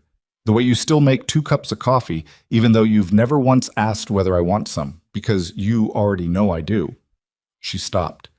"The way you said it was lonely instead of it was what it was. That one time, because I asked you to." He was quiet for a long moment. The cabin made its small sounds around them, the stove ticking, the early wind at the window, Fletcher shifting somewhere behind him. "I need to tell you something too," he said. She waited. He looked at the table, then made himself look at her, the left side of his face and all, the way he'd learned to do with her specifically because she'd never given him any reason to manage it. "I've been afraid," he said, "since about the 3rd week, that you'd arrive at a point where the arithmetic of this changed, where what you'd signed on for didn't match what you actually had, and you'd—" He stopped. "I've been waiting for it," he said, "watching for it. Every time something went wrong, the Fitch business, the lost commissions, the way certain people in this town still look at me. I'd watch your face to see if it was the thing that shifted your calculation. And I've never seen it shift," he said, "which I don't entirely know what to do with." She looked at him for a moment, and then she said, "Gareth, I'm not here because the calculation worked out. The calculation worked out because I was already here, and I was already here because of who you are." She paused. "I need you to let go of the arithmetic. It's not what this is." He looked at her. "You've spent 12 years believing that you were a problem people were solving," she said. "An accommodation. Something to be managed from a careful distance." Her voice was even, but underneath it was something with force to it. "You are not a problem I'm solving. You are a person I chose. There's a difference, and I need you to understand it."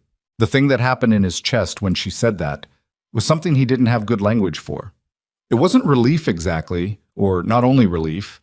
It was the feeling of a weight that you've carried for so long you stopped being aware it was weight, suddenly set down, and the surprise of being lighter than you remembered knowing how to be. He didn't say anything for a moment. Then, "I'm not good at this," he said, at the receiving part of things people say. "I know," she said. "You're getting better at it." "You're sure about that?" "I'm sure," she said. "I notice these things." He looked at her across the table in the gray, early light. This woman who'd come off a stagecoach 5 months ago and shaken his hand without flinching and rearranged his kitchen shelves and taken on Harlan Fitch on a main street in July and put out a small cup every Tuesday afternoon and told him, last night before they slept, that the mountain bluebirds would be back in May because she'd already decided she was staying long enough to see them. "Thank you," he said, "for what you said to Fitch." She looked at him. "I said it because it was true." "I know, thank you anyway." She nodded once. She picked up her cold coffee and looked at it. "This is terrible," she said. "I'll make fresh." "You don't have to." "I know I don't have to." He got up. "I want to." She let him. That was new too. She was getting better at letting him do things not because they were necessary, but because he wanted to, which had taken her a few months to allow. The way it takes some people time to understand that accepting something offered isn't the same as owing a debt for it. He stood at the stove and made fresh coffee while she sat at the table in the thin early light. And Fletcher came and put his head on her knee, and outside the valley was doing what it did in late September, going gold at the edges, the aspens on the upper slopes turning in a way that made the mountains look like they were lit from inside. October brought the first real cold, and with the cold came Reverend Dawes to the forge on a Thursday morning, which was unusual enough that Gareth marked it.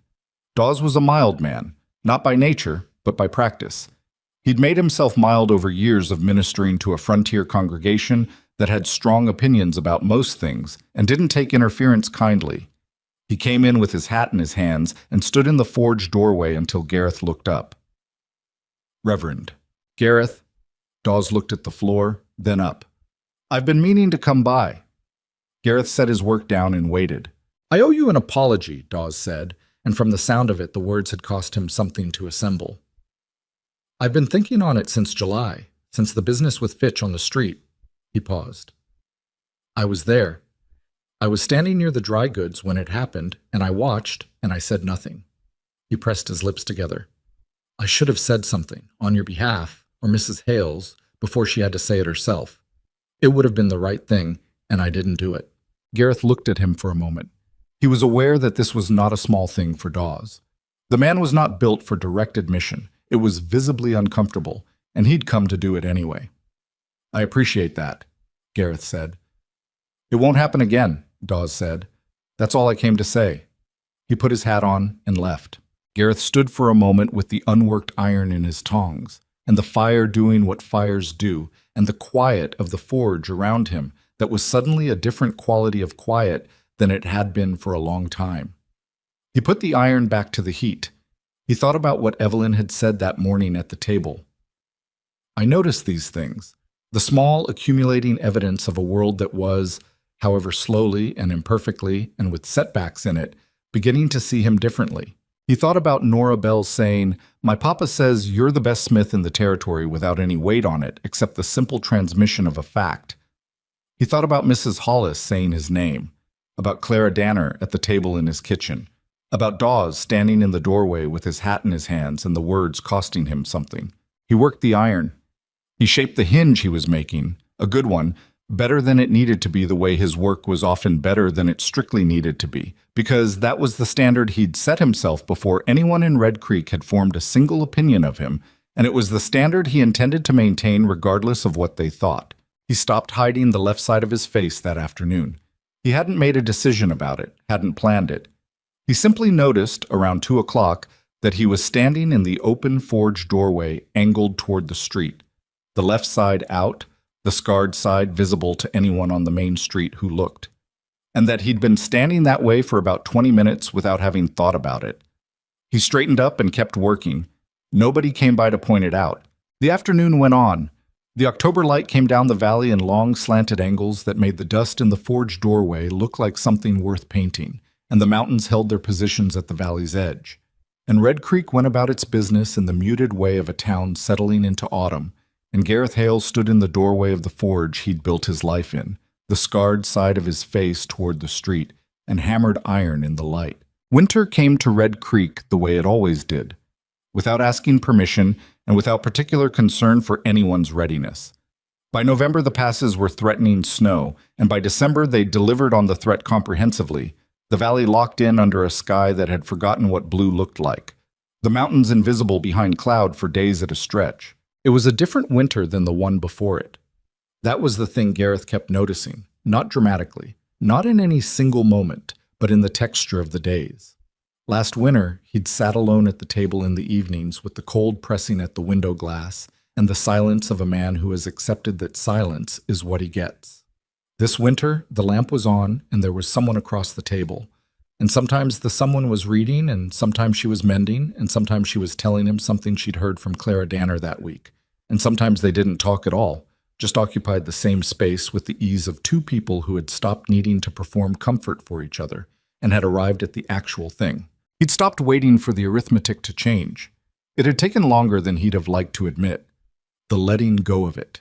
The unlearning of the particular vigilance that 12 years of managed distance had built into him. But Evelyn had been patient with it in the way she was patient with things she understood. Not gentle exactly, not soft, but steady. When she saw him watching her face for the shift he was always anticipating, she'd just hold his eyes until he stopped, until whatever he'd been bracing for passed through him without finding anything to attach to. He was getting better at receiving things. He told her that once in January, not as a milestone, but just as an observation, the way you observe that the light is different in February than it was in December. She'd said, "I know, I live with you." He'd said, "That's a strange thing to be proud of." She'd said, "Is it?"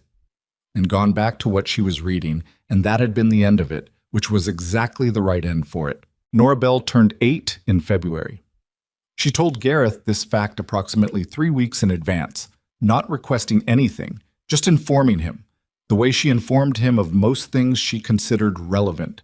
He spent 2 of those 3 weeks thinking about it, and 1 week actually making the thing he'd decided to make, a small iron horse, not the cheap tin kind that broke at the leg joint, but real iron, worked carefully, with the proportions right, and the legs properly weighted, and a small flowing suggestion of a mane that had taken him 3 attempts to get to look like what it was supposed to look like, rather than a ridge of cooling metal that could be anything. He was not a man who made decorative things often. His work was functional. Hardware, tools, the practical ironwork of a working frontier settlement. But he knew how to make things well, and he knew how to look at something until he understood its shape. And the horse that came out of the 3rd attempt was, he thought without excessive pride, a genuinely good piece of work. Small enough to hold in a child's palm, heavy enough to feel like something real. The surface finished to a dark, even color that would hold for years without rusting if she kept it dry. He gave it to her on a Tuesday, because that was when she came. She held it in both hands and looked at it for a long time without speaking, which was unusual for Nora, who generally had words for everything. "It's iron," she said finally. "It is." "Like you make." "The same iron, yes." She turned it carefully, examining the legs, the proportions, the mane. "It won't break like the other one." "It shouldn't break," he said. "If it does, I made it wrong." She looked up at him. "Did you make it for me specifically, or did you have it and give it to me?" "I made it for you specifically," he said. She looked back at the horse. Her face was doing something that he recognized as a child managing a feeling larger than she had good vocabulary for. She pressed her lips together briefly. "Thank you," she said. Then, "I'm going to keep it forever." "That's longer than I can promise the iron will last," he said. "It'll last," she said, with the certainty of a child who has decided a thing is true. "I'll take care of it." He believed her. She carried it home that evening, cupped in both hands, carefully, the way you carry something you've decided matters. Evelyn had watched the exchange from the cabin doorway without interfering. Later, when Nora was gone and the evening had settled around them, she said, "That was a beautiful thing you did." "It's just iron," he said. "Stop that," she said, but not unkindly. He stopped. Spring arrived in its usual tentative fashion, testing the valley with a few warm days, and then withdrawing for another round of cold before finally committing, sometime in mid-April, to the business of actually being spring.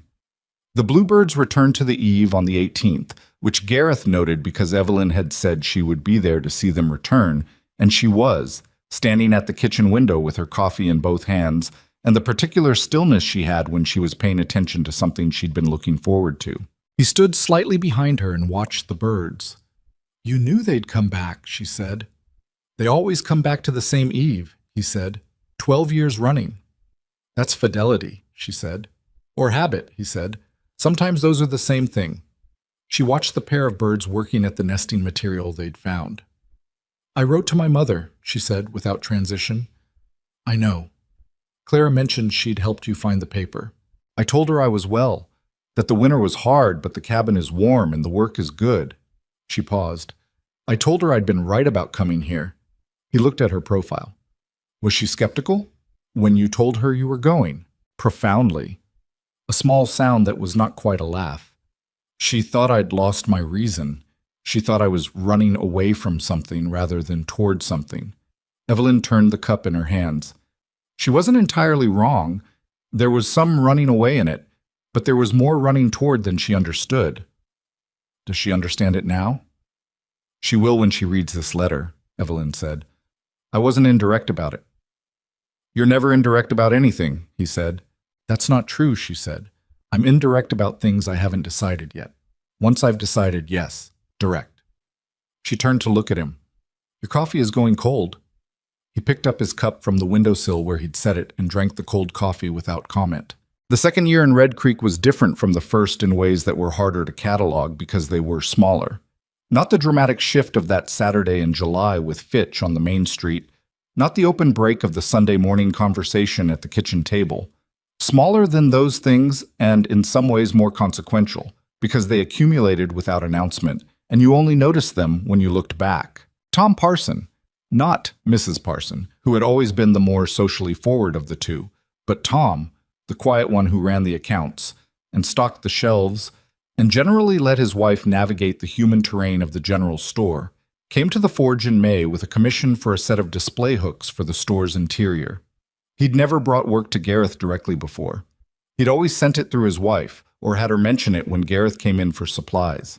He came himself, hat in hand, explained what he needed with the slightly stiff manner of a man executing a decision he'd made deliberately rather than automatically, and then said, "I want them done well. I know you do good work. I should have said that before." Gareth didn't make a thing of it. He took the commission, agreed on a price, agreed on a timeline, and let the man go. But he thought about it afterward. About the particular cost of that sentence for Tom Parson, who was not a man accustomed to saying things he should have said before. Some people would have dismissed it as too small, too late, not enough. Gareth found he couldn't dismiss it. He understood what it cost a person to say a thing like that. He understood it from the inside, from all the years of managing what he wanted to say and what came out instead. He made the hooks carefully, better than Tom Parson had probably expected. When the man came to collect them and saw the quality of the work, something shifted in his face. Not surprise exactly, more like the confirmation of something he'd suspected and hadn't let himself act on before now. "I'll send people to you," Tom Parson said. "People who ask me where to go for ironwork. I'll send them here." "I appreciate that," Gareth said. Tom Parson nodded and left with his hooks, and that was the extent of it, and it was enough. By summer of the second year, the forge had more work than it had seen in years. Some of it was organic. The valley was growing, new families coming in, new farms being established to the north and east, and a growing settlement needs ironwork the way it needs water. But some of it was the other kind, the kind that comes from a reputation that's been quietly revised, from people who had reconsidered what they thought they knew and arrived at a different conclusion. Gareth hired a boy for the summer, young Will Greer, 16, the son of a farmer 2 miles south who had some aptitude and more willingness than aptitude, and showed up every morning without being reminded and left every evening without being pushed, which were the two qualities Gareth valued most in an assistant. He was awkward around the work at first and awkward around Gareth's face at first. But the first awkwardness went away with practice, and the second went away faster than Gareth had expected, around the third week, when Will apparently decided that the face was just the face and there were more interesting things to pay attention to, like whether he was doing the hammer technique correctly. He wasn't, for the first 2 weeks. He got there eventually. Nora came by the forge one afternoon in August and found Will there and assessed him with the thorough attention she brought to new elements in her environment. "You're new," she told him. "Started in June," Will said. "You hold the tongs wrong," she said. Will looked at his tongs, then at Gareth. "She's right," Gareth said. Will adjusted his grip. Nora watched with the expression of a child who has been proven correct and is not making a production of it, but is noting it internally for future reference.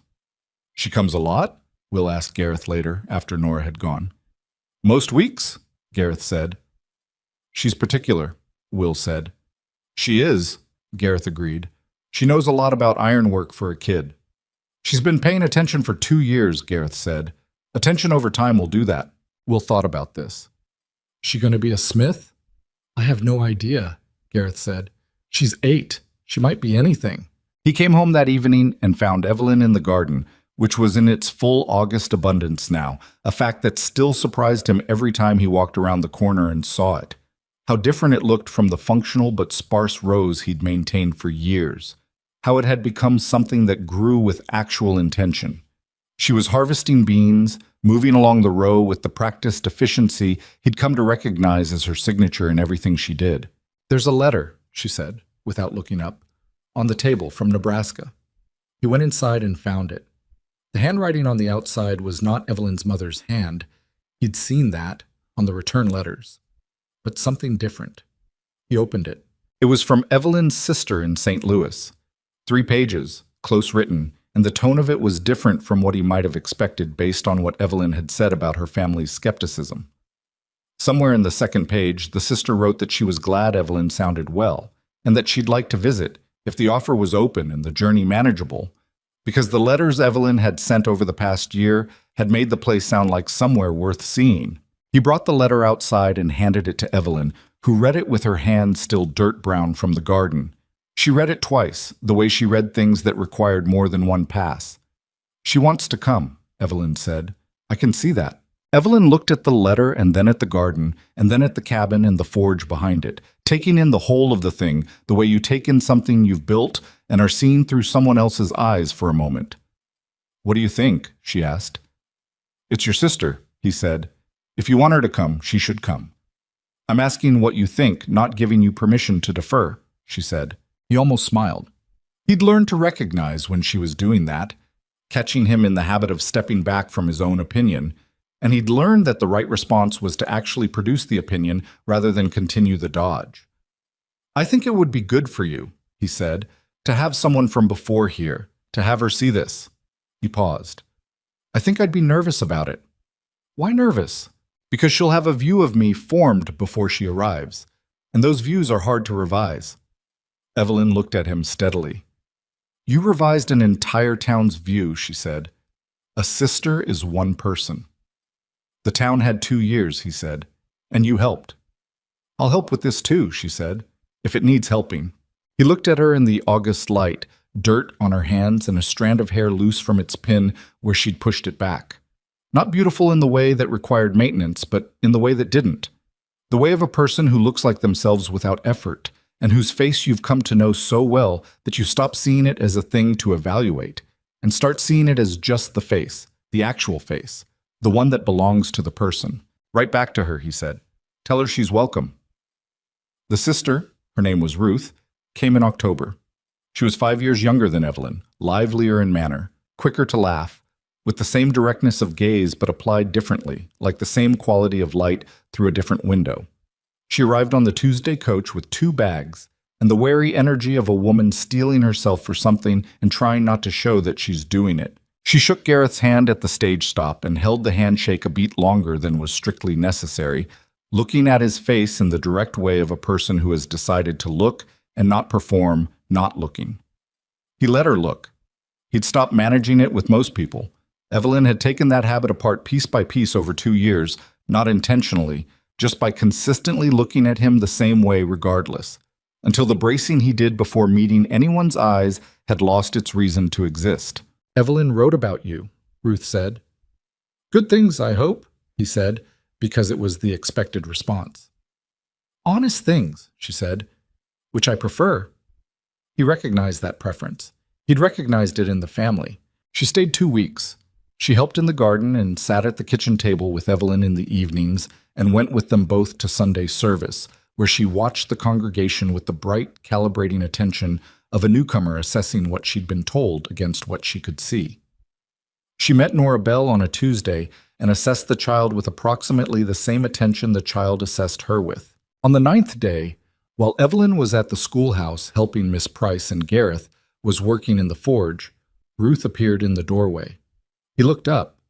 She came in and sat on the stool, Nora's stool, which he'd started thinking of as Nora's stool, and looked at the work he was doing without asking what it was. He let the silence be what it was and kept working. I owe you an apology, she said eventually. You don't know me well enough to owe me anything, he said. I formed an opinion of you before I arrived, she said. A low one. I thought my sister had made a desperate decision, and I was prepared to find evidence of that. She paused. I haven't found it. I know what you were looking for, he said. I thought you might. He worked the iron. The fire was steady, the morning light coming through the forge opening at a low angle. She's not desperate, he said. She never was. She's the most deliberate person I've ever encountered. I know that, Ruth said. She's been that way since she was 12. A pause. She's also happier than she was. I didn't tell her that yet, but she is. He stopped working for a moment, put the iron back to the coals.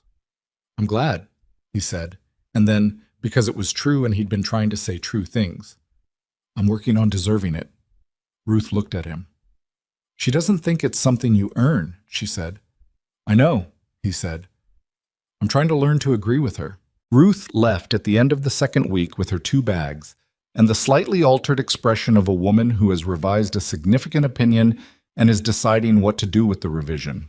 At the stage stop, she embraced Evelyn for a long time, the real kind of embrace, and then she looked at Gareth and put her hand briefly on his arm. Take care of each other, she said. We're working on it, Evelyn said. Ruth laughed, surprised, real, and climbed into the coach, and they watched it go until the dust settled on the northern road. Evelyn put her hand through his arm as they walked back, which she didn't always do, and he didn't take for granted when she did. She liked you, Evelyn said. She revised her opinion of me, he said. That's not the same thing. For Ruth it is, Evelyn said. She doesn't revise lightly. He thought about that. That's a family trait, he said.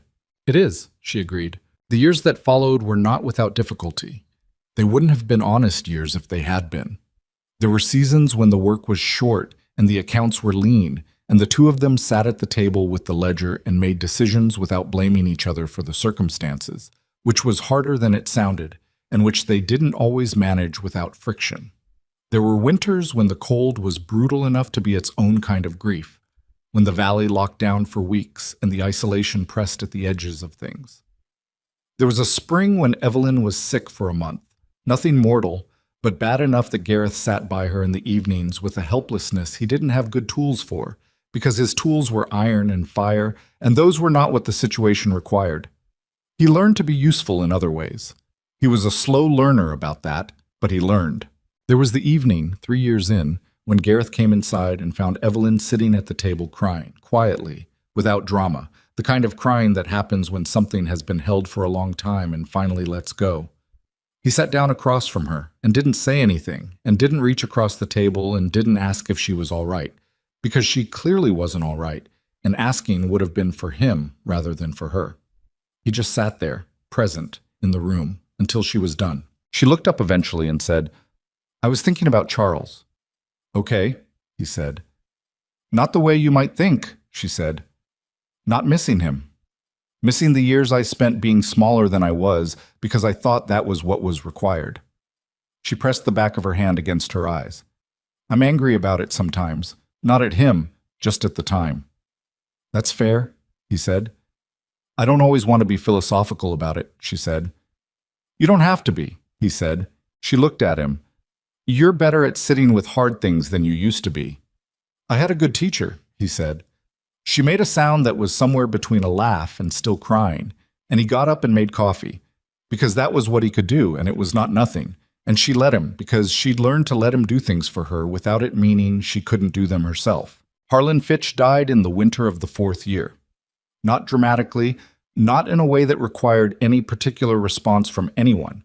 His heart, which had been discussed at some point as a concern, finally insisted on being taken seriously. The funeral was attended by most of the valley, the way funerals in small places are attended regardless of how the deceased is regarded, because a funeral is its own kind of communal event. Gareth went. Evelyn went beside him. He stood at the back with his hat in his hands and looked at the box and thought about the man with a complicated honesty. Fitch had been a bully and a man of real limitations in terms of who he was willing to see as worth seeing, and those things were true. And he'd also been a person who'd built something substantial from hard work and had presumably loved his family and had probably been, in some accounting, capable of better than he'd frequently chosen. Most people were capable of better than they frequently chose. Gareth had come to believe that without making it into an excuse for the choosing. He didn't grieve Fitch, but he didn't feel what he might have once expected to feel, standing at the man's funeral. No satisfaction, no weight lifted. Just the neutral fact of a man who was gone and the valley that would continue without him, and the awareness that the thing Fitch had tried to damage had not been damaged. Walking home, Evelyn said, "Are you all right?" "Yes," he said, and meant it. "He doesn't get to be the last word," she said. "He wasn't when he was alive, and he isn't now." "I know," Gareth said. "He stopped being the last word a long time ago." She looked at him. "July," he said. "The Saturday in July. You took it away from him, and I don't think he ever got it back." She was quiet for a moment, then, "I wasn't trying to take anything. I was just saying what was true." "I know," he said. "That's why it worked." Nora Bell grew up in the years that followed, the way children do. Suddenly and in stages, not smoothly, with periods of being one thing and then without announcement being something else. She came to the forge less as she got older, because she had school and then more of school, because Miss Price recognized an intelligence that needed more than Red Creek's one-room schoolhouse could fully provide, and began supplementing her education with books ordered from the East and lessons conducted after hours. Nora absorbed these with the same devoted attention she'd brought to watching ironwork in a forge at age 7. She was 12 when she told Gareth she wanted to be an engineer. She said it the same way she said everything, without preamble, factually, watching to see how he received it. "Bridges?" he said. "Buildings?" "Machines," she said. "Engines. The way things move." She paused. "You taught me that things that look simple aren't, that there's more holding something together than you can see." She glanced at the iron horse on the shelf in the corner of the forge. She'd brought it back to show him once, years ago, still intact, still dark and even-surfaced, as he'd said it would be. "A good joint is invisible," she said. "You told me that." "I did," he said. "That's engineering," she said, "making the strength invisible." He looked at her. This girl who'd appeared at his forge doorway at 7 with a broken tin horse, and who'd sat on a stool for years watching iron become what he needed it to become, who'd asked questions that cut straight to the thing without the social padding that adults wrapped around their questions. "You'll be good at it," he said. "I know," she said, without arrogance, just the matter-of-fact certainty of a person who has assessed her own abilities carefully. "But I wanted to tell you." "Why?" She was quiet for a moment, which was unusual. When Nora was quiet, it meant she was choosing words rather than having them already. "Because you're one of the reasons I think I can," she said. "You showed me that the most important part of a thing is often the part that people miss because they're looking at the surface." She glanced at his face, not the old glance, not assessing, just the glance of someone looking at a person they know. "People looked at your face and stopped looking. You looked at iron and kept looking until you understood it completely." She paused. "I want to be that kind of person, who keeps looking." He was quiet for a moment. "You already are," he said. She left for school in the East when she was 16, a program in Pittsburgh that Miss Price had identified and applied for on her behalf without telling her until the acceptance came, which was the kind of strategic action that Miss Price was quietly very good at. She came to the forge the afternoon before the stagecoach and stood in the doorway with the iron horse in her hand. "I'm taking it with me," she said. "I know it's yours, but I'm taking it." "It was never mine," he said. "I made it for you." She crossed the forge and put her arms around him briefly, the hug of a child grown into a young person, slightly awkward with height and feeling, quick, real. Then she stepped back and held up the iron horse. "I'll tell people what it is," she said. "When they ask." "What will you tell them?" "That a blacksmith in Wyoming made it," she said. "That he went back twice when most people would have stopped at once. And that he taught me the important part of a thing is often the part you can't see." She left the next morning. Evelyn watched the coach go from beside Gareth, her hand through his arm, and was quiet for a long time. "She'll do remarkable things," Evelyn said. "I think so," he said. "She already has," Evelyn said, "just by being who she is." He looked at his wife, at the gray that had come into her dark hair over the years, at the lines that had settled around her eyes from squinting in the valley light and from years of the particular expression she made when she was thinking about something hard, at the face that was as known to him now as his own hands.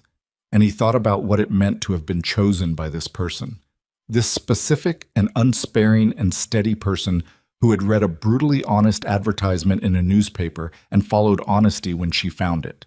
He thought about what he'd believed that first winter, writing 17 versions of that advertisement by candlelight.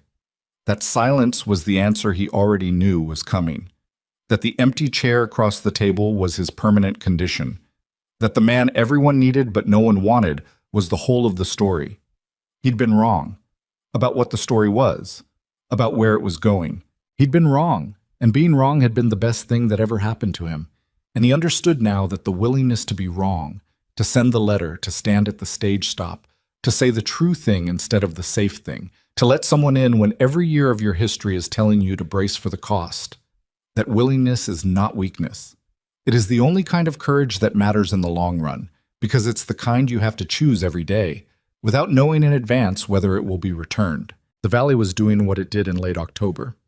The aspens gone gold and beginning to let go, the mountains showing their first new snow at the peaks, the air with that particular clarity that comes before the cold really settles in. The forge was going behind them. The eave where the bluebirds nested was empty for the season, but they'd be back. They were always back. Evelyn leaned slightly into his arm. "The hinge commission for the Garfield barn," she said. "Monday," he said. "Will wants to do the preliminary shaping himself," she said. "He told me this morning." "He's ready for it," Gareth said. "I know," she said. "I told him so."